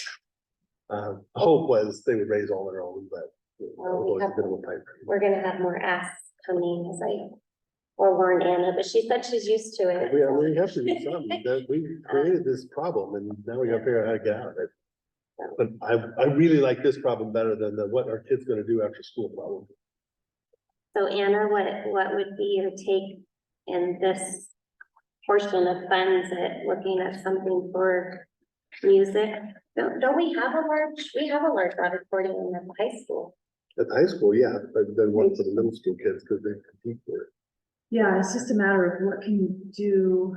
I don't know if Nathaniel needs instructional support or not for that many kids. So I It's a think lot of kids. an overall audit of class sizes at the high school would be a very good idea before we make a decision on some of these funds. I'm more concerned about what I see as the inequity at the elementary school of not having a music teacher at one building. I don't know what the rationale for that. And that was never brought to the board. That was an internal decision. Is that When Crooked they, River? yeah, when they couldn't find a teacher. But now we have money, so, and we're hiring teachers. So now what's the excuse? And Mr. White is full-time at Barnesville? Okay. Yeah, we did have full-time music teachers at both elementary schools. One of them retired and we just couldn't, we posted it. It wasn't like we cut the funding for that position. It just couldn't be filled. And so to figure out what to do for that school year, it kind of changed so that it wasn't somebody who had to be music. I don't know if they have a special word license or Endorsing your, STEAM teacher? your STEM team. STEAM yeah, program. I'm not sure if they have a special licensure or whatever for music, but there was nobody to do music, and so they changed it for that year. I don't know if if it was just working really well, and so they just kept it that way, or I don't know why they didn't change it the following year, but. So to clarify, we still have funding for a full-time music teacher at Crooked River if we were to fill the position. We used that for a different position. So it's actually a STEAM teacher instead of just music. So that, Okay, so Crooked River has a STEAM teacher that incorporates music. yes, but to Scott's point, You're wanting a full-time teacher. it's not the same. Schools to say it. I agree. I What agree is with- our, do we have a drama program at the middle school that's feeding into the high school, and is that being treated fairly as well? So it's the club, So it's not a class. so it's not a class, think and so. those drama kids at the middle school, it seems like a lot of kids are interested in drama if we have an enrollment of 80 80 especially. kids, so what are we doing to fairly make sure that those kids at the middle school, do they have, like, where do they perform that club, do they? So Leland said there's a stage in the cafeteria. Yeah, have you been to one of those performances? I haven't. It's I've been slightly to the high painful. school. Well, that's why I'm wondering, like, this new room. So if we have, I mean, cause I know that Ochiko, the old Ochiko that we own, or that we sold off for the apartments or the low income housing, they just redid the stage in there. Yeah. I saw For that. dance and for different things, and so in this multi-purpose room, if we could incorporate like a stage for drama or something for those middle school students that are feeding into the high school, or Is that doable, Leland? Is that? It was a big doable, deal or is about that- moving I mean, you mats. might not be able to have to, I don't know. The middle Like, we haven't school, seen the plans. the middle school has a stage, it's like a nice wooden stage with really, you know, the professional curtains and everything, those super expensive curtains. The problem with middle school is the acoustics Right. in the rest of it's in the cafeteria. They put on loving performance that no one can hear. So to fix that is gonna be way more than, I mean, that's gonna be bond level dollar amounts to fix that. And I think ideally, we would have an actual auditorium at the middle school. I mean, if you had all the money in the world, you would have something that's got the auditorium level seating, the proper acoustics, the sound system, the lighting, you know, all the different things. They do have the ability to use the high school auditorium for their performances and, you know, they would have priority because they're a school program. But you they can don't, also, like, in lieu of a big architectural redesign, you can buy a bunch of headsets and make sure every kid with a speaking part has one, and the sound system will project. That'll get you through to whatever you build, the next building. But we don't even have that. I just wanna make like, can sure. this building house like to offer a drama class at the middle school? If we have 80 kids that enrolled as freshmen, but they don't actually have a way to be a class at the middle school, it's a club, is that what I'm It's understanding? Kelly Levine is the teacher, and she did a phenomenal job of injecting energy into that program after school. And it's great, you know, after school. But I'm childcare asking, is it not being offered as a class because we don't? Just trying to check. I don't think it is. And the middle school schedule is pretty tight, it's hard to fit anything into it. So that'd be part of the problem too. I don't know if there's room for electric. I just want, I mean, I'm very sports oriented as well, but I wanna make sure that we're offering fair and equitable, like, across the board. With our finances, some of the other fine art programs, I tend to agree with Scott, like on the music and making sure that, especially with facility uses, that they're multi-purpose. To accommodate everything, not just the sporting events, but those kids who, you know, who are interested in other things. Okay, I hear you and I will try and figure out how to figure out what they need. Maybe looking at the plans, we might have a better idea. I just think, like Cheyenne or maybe Scott had brought up, when we talked about the options for the wrestlers to find a place for them, like moving mats was an option, rolling mats was hard. I mean, everything was hard about that. So if we build one building about the size of this and all it has is wrestling mats year round and nobody else can use it, that doesn't seem like a good fund of our money if that's the only use of that facility. So if there's a way to add a stage or. And do we have the ability to give more money to the wrestling room if it incorporates, like, what's our flex? Like, could we give them more if they could add a performance? We give them more money so that we can get more from the building.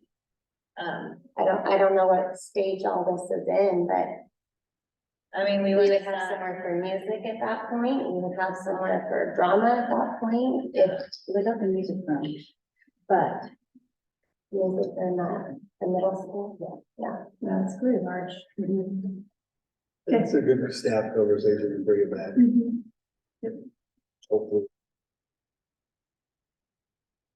And then Anna, do we have the ability to have funding for just a music teacher like Scott is asking about, if it's not that STEM or STEAM? Yes, we would just pull it from some other item on this page that says general fund 100 additional revenue planning. It would come from something, we would have to cut something else out here.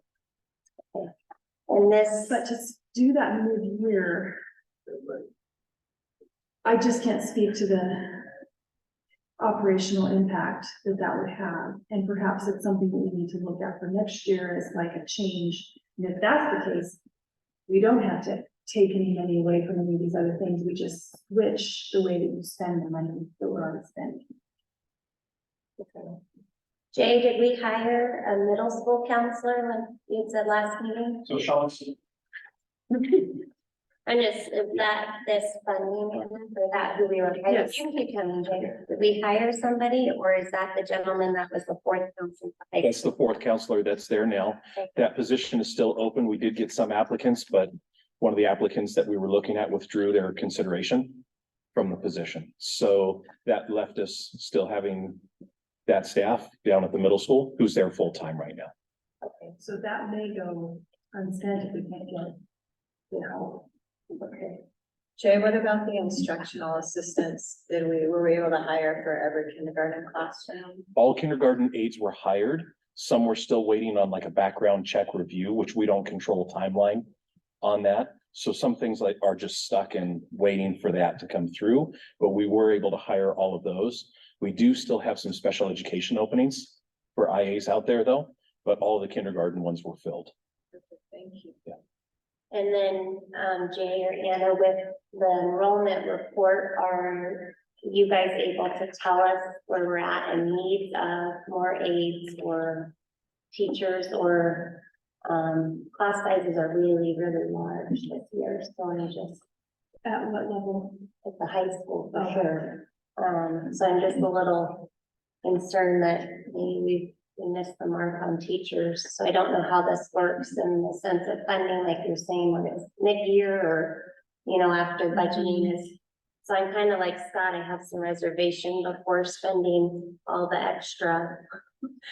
Just in concern for some core classes that might realistically need another teacher. Yeah. I didn't know the drama numbers were that high. I just heard that. But I know our freshman class of kids is large. I don't know if we'll have a huge uptick or what, but we have some pretty large class sizes in that group. So I would have the same reserves as Scott, Anna. But I don't quite understand how all of the money is moved and transferred and when it's spent, so. So we'll have to look into that high school and middle school class size question to see if we have a need there, if it's something that we can get by into a semester or if it's something. Yeah. Cause that would need to come out of this as well, right? Okay. So I guess, could we propose that music teacher position for next year? That's too much for this year. Well, let's see where we are operationally Yeah. in the next trimester. Well, the elementary doesn't run off of that though, so that's why I wasn't sure how that works at a. The thing is advance notice for how to structure themselves. It doesn't have to be a full year, maybe. I don't know. Okay. Have to see. I don't understand the rationale behind why we're doing what we're doing, so. Although I And have maybe heard there's just, things. maybe it's an explanation that needs to be, that we all need to hear. But I think you also had the question about your music question, minutes or standards. How many minutes of music instruction are kids getting in each elementary building? Yeah. Is it the same? Because it should be the same. And I'm guessing that with the STEAM model, it's less. And do we have a STEAM teacher at STEAM? Or have what They music? do this at Cricket. STEAM's is a little different. They've got a robotics and. Robotics and technology. Because they have a music teacher at STEAM, so I think. She is capable and has done lots of both, but she is primarily an art teacher.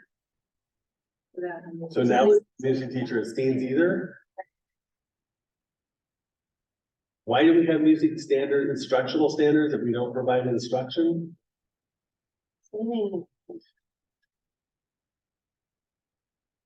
Especially Can if we it's put standards. this agenda for next? Yeah, Julie, could you add that to our list for next meeting? Let's look into music instructors or teachers. And what Scott's looking for is it ODE that put out the minutes? Well, the standards. Yeah, so we reviewed ODE. those at the last meeting, remember? Yeah, but I'm Sure. just trying to jot Dr. Yucca's memory.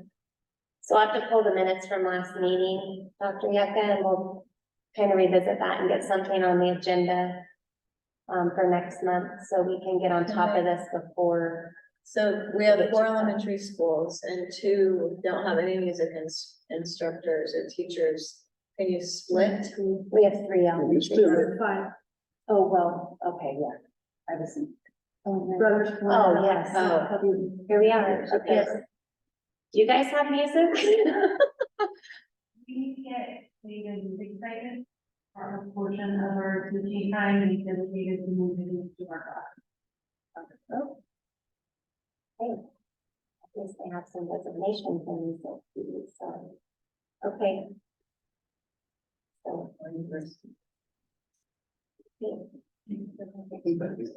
She said they're given the stipend, basically within the pay for, adding and to. Yeah. Thank you. Thanks, Jen. Mariana, go ahead. Have a good conversation.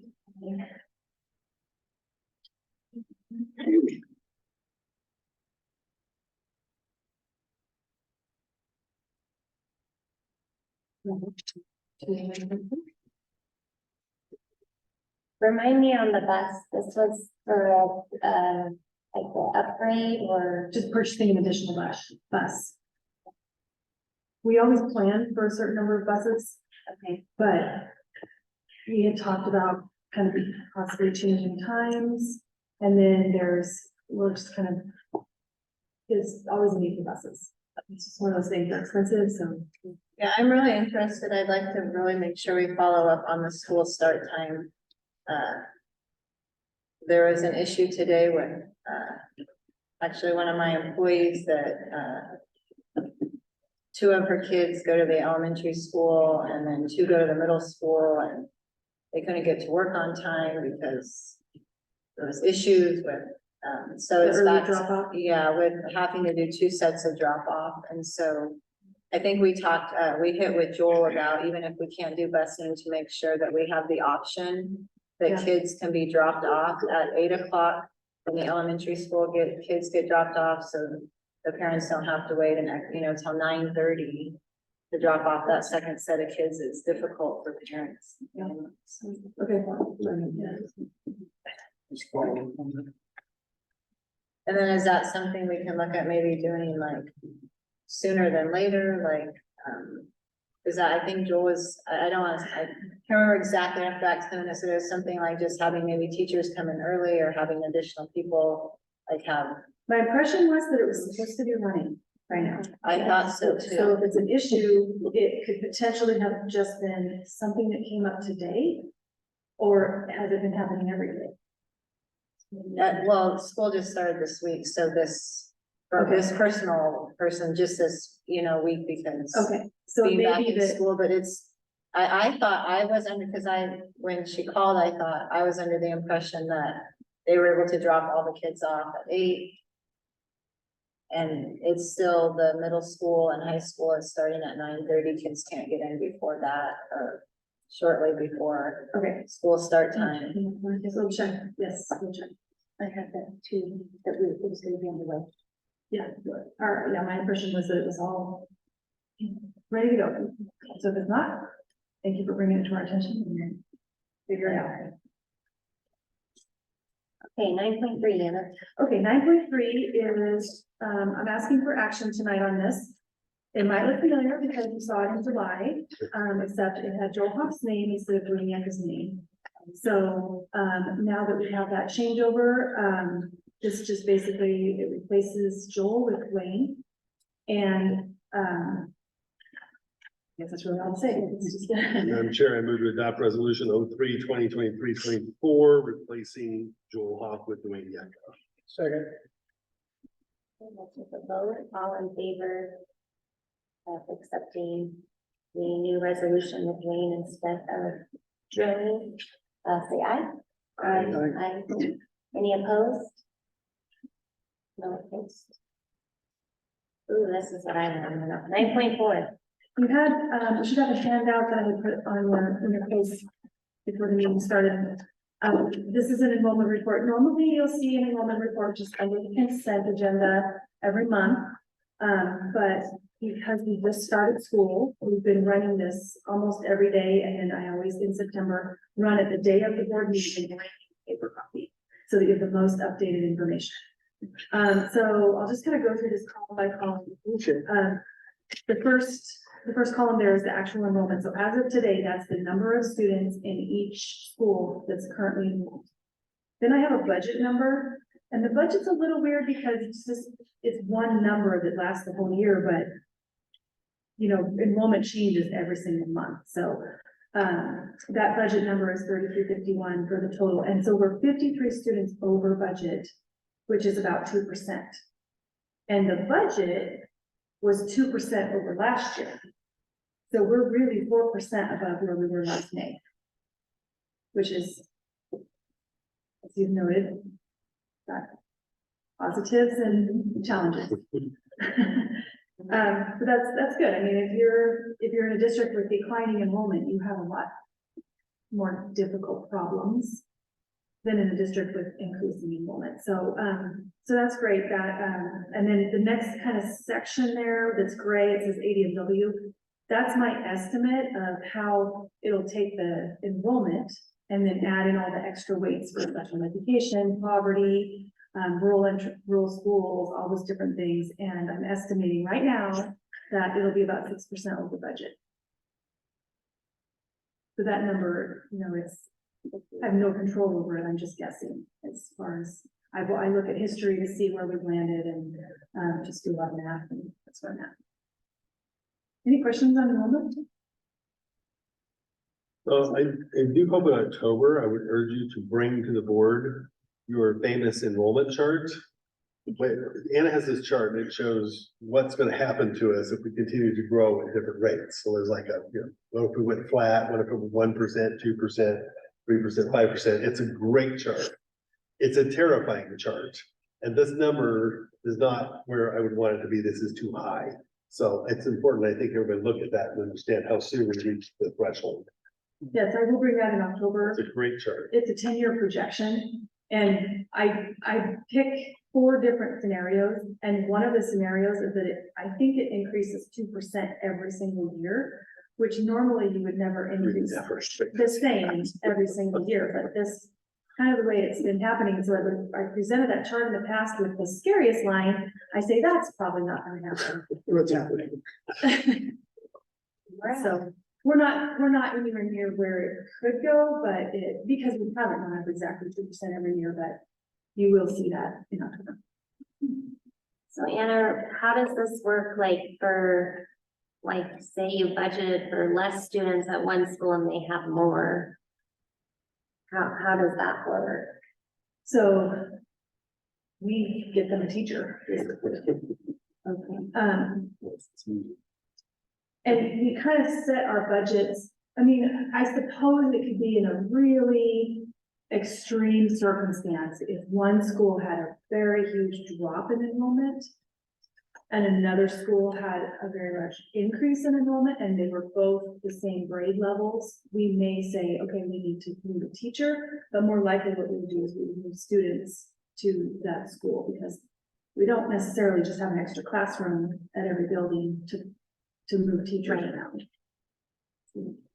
Yeah, we're pretty much full at both Crooked River and Mars Butte. They don't really have room for any more classrooms. So we have, and keep in mind, some of those classrooms have a very small number of students. If it's a SPED classroom, it may have 8 to 11 students, right? And so if you have a growth in just SPED, you may need an additional classroom, but it may not have 22 to 28 students in it. So that's a challenge that we're dealing with right now, trying to figure out how to make sure we've got space for all the kids. Do we track that? Do you have, like, are these enrollment numbers split some way so we know where we're at on? Yes, we give you a summary. Courses? Yes, Okay. but we have to look at it in much more detail by teacher and by, like, by pod, you know, by class, grade level, etc. So we look at it a lot more closely, especially at the beginning of the year. And then throughout the year, if there's some changes enrollment wise, we expect the principals to bring those issues to us so that we know what's going on. So the numbers we budgeted, sorry, I'm new to this report. So is that like off of last year's numbers or where did you get those numbers? It did last year and added 2%. Oh, okay. Wow. And that was last year at October 1st. Barnes Butte is really low. Yes, Barnes Butte, Crooked River, and CCHS are all 3 our surprise gifts this year. We have a lot more kids, especially at the high school. We had to kind of scramble and make sure we had enough Chromebooks, and that's a lot of students. Then it looks like we had a drop in Grizzly Mountain. Yes, and there's a possibility that some of the students that went to Grizzly Mountain could begin to put together and contributing to their increase. But I don't know for sure yet. So you will be able to look at that. Yeah. I'd be curious what our drop in that program is. Then the online option, that is at the high school, right? CCOO. And I'm interested to a little bit in Grizzly Mountain received, it was at $1.8 million Budgeted. budgeted for that, so I'm curious of why that amount of money was budgeted for that amount of students. Is it, I had a discussion with Scott. It sounds like we didn't budget for more teachers for this program this year from last year. Is that correct? Don't make anything with that. Something along those lines. How is our budget? I guess, how do we come up with our budget for Grizzly Mountain? Okay, I would need some time to compare the answer to that. Yeah.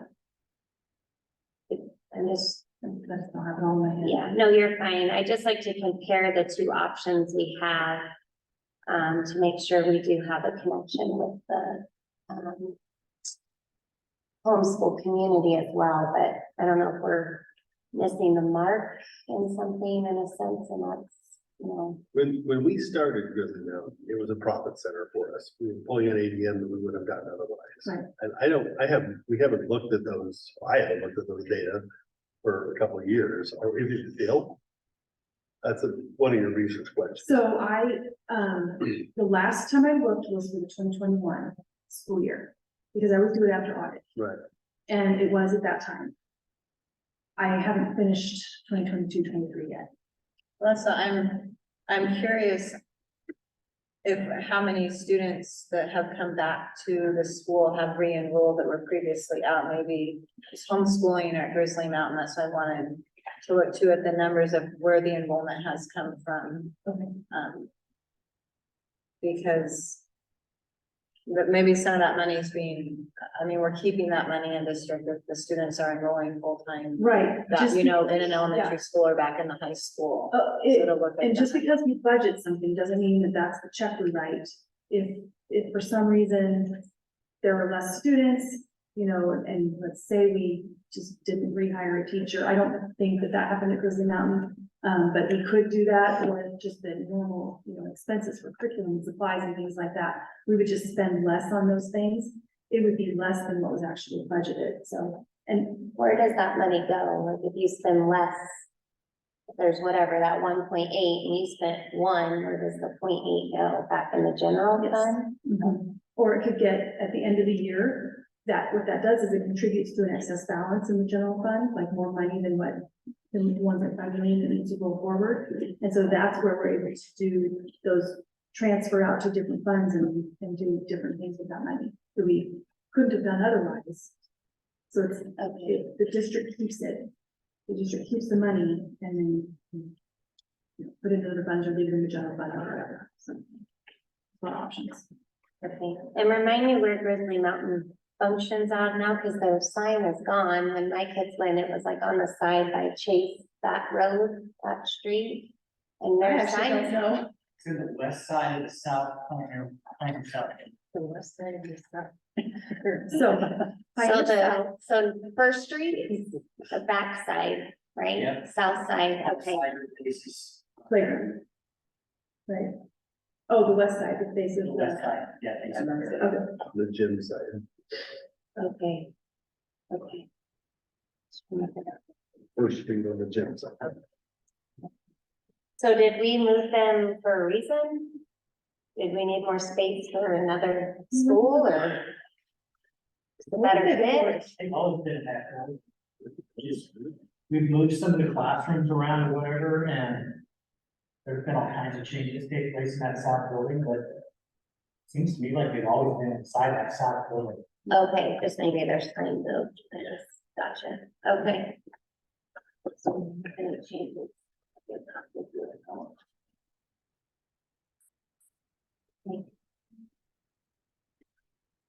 Thank you. Thanks, Anna.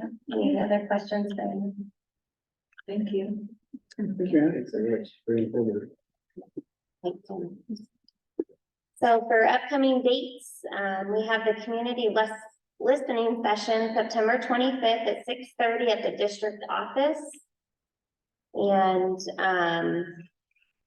And now we'll meet an hour and a half before that with. so, yeah, us as the board will meet, yes, an hour and a half before that with Rob Hess. And then. That's the question on that. Is Yeah. the board's expectation for the community listening session that it be recorded and with the owls streamed? I don't know if Did we it, talk about a form? I would say it be recorded, but not just, because we don't all have to attend. Like, I'm not able to attend the first one. We have a home volleyball game. I would like to know what's discussed though. Since it's a listening session, I don't know how to go about. So it doesn't necessarily have to, it's not a like, official board meeting. So I don't know how you want to do that. Dr. Yetta, if you have any. I think it'd be nice to have something to refer back to, in a sense. Any idea? Well, I've been pondering that question, whether or not we're going to get up and speak their piece, or we're going to share time with the microphone, or how this can work. I don't know all the answers to that yet, what that's gonna look like at listening session. Yeah, I attended some listening sessions last year and it was very informal. There's this, couple board members and Dr. Johnson, and it wasn't recorded or anything. I mean, I don't think it would hurt to have it to refer back to. So if it's gonna have a forum of the board president, it's gonna have to have minutes. It's formal in that sense. It is a formal meeting. Even if calling a work session doesn't change it from a meeting if the quorum was present. So it was supposed to be only 2 board members total. Oh, I thought we were all supposed to. I did too, that's what I was thinking. This is news to me. That, well, when we had discussed it in the workshop, my understanding was that exactly like Scott said to, well, Nikki sent the thing out, so I put them all in mine, but like I can't attend those. So when I look back at the minutes, it was for 2 board members to attend. So I think that's so it stays under the formal meeting was the idea is that. So maybe 2 board members and superintendent. That would be way easier. So, so I cannot attend September. But we're doing the Marquette, I can do before. I'll start till 6:30, so I'll just go from to the high school. That's one. and then you just have Nikki send around a sign up sheet for all of us. What was it, 6? Fill it in. 5? I think there's 5 total, it's like every other month. Yeah, Yeah, I can ask Nikki to do that. yeah, let's do that, Joanne. Cool. Clear up some time on the calendar. So then no minutes. So it doesn't need minutes, no. So I guess Dr. Yetta, do you just want to kind of give us an overview or a rundown of your listening sessions? Like a follow-up for us, since only 2 of us would attend anyways, and it's not recorded, then you could just have a follow-up, something like that. Yes. Okay. Then as time goes on, if we decide that they want to be recorded, I guess. Yeah, if that's easier, something we could do that. So I think right now, Anna, we'll just do Dr. Yetta, kind of doing an overview, in a sense of his notes and just kind of play it out and if it, needs recorded or feel like, but it doesn't need a note taker. No streaming? No? Okay. Dr. Yetta, do you want it streamed on the YouTube channel? I guess that's really up to you. No. Okay. Thank you for that, sir. Let's plug in wires and make Yeah. these. So no, Anna, I think we're good with that. I just want to make sure we met your expectations. Yeah. It's just more of an informal way to hear from people as well. Dr. Yucca, we were already sent emails from Nikki about the future dates for the community listening sessions. This says set future dates. Are we wanting to do something different or? I think that may have come up because I had questioned a couple of the dates being like during spring break and other things. So she was gonna look at that. Oh, Yeah, when I went back through the dates, there was a couple of them that were, you know, on the board was one of them. So, Yeah, it's just a different every month, so maybe she can reset those dates and send out. yeah, and I think that's what she was gonna do. Let's do that thing. okay. We'll do that and then, So what are we doing? it sounds like there's a few dates that might be around holidays or something like that, so Jennifer just asked that they be looked at, so Nikki's. We'll sit down with Dr. Yucca and look at the calendars, and then we'll do a sign up, so only 2 of us are at a session. I think Nikki wanted more input on what would work for you rather than she and Dr. Yucca picking the dates. I think you're all confused. Okay, So Jen, did you? Start the process over. okay. Yeah, I think that's probably gonna have to be it during the room time. She could suggest. we could just Yeah, have did you some- suggest it, Jen? I did not, I questioned her on, I think it was 2 different dates. One was Memorial Day she had on there. And I think the way it ended up that she just went every other month and then it was whatever date, whatever Monday was decided, she just put it out there without looking and saying, oh, that actually was Memorial Day on that Monday, that kind of thing. Oh, Perhaps we should move them to like maybe a Tuesday or Wednesday. It seems like Mondays and Fridays are. You know, if there's gonna be like a long holiday weekend or something. I'll get with Nikki, Anna, I don't know, what do you think? I'll get with Jennifer. We can figure out the dates, I can look back over, and I'll get with you.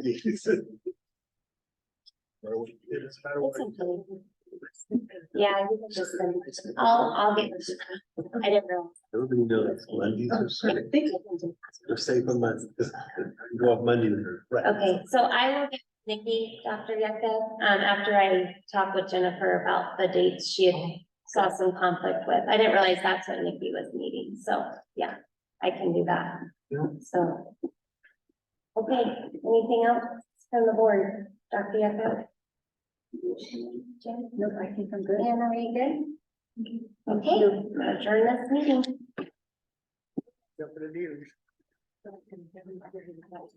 Don't hit it, baby. Purple touch, it's on.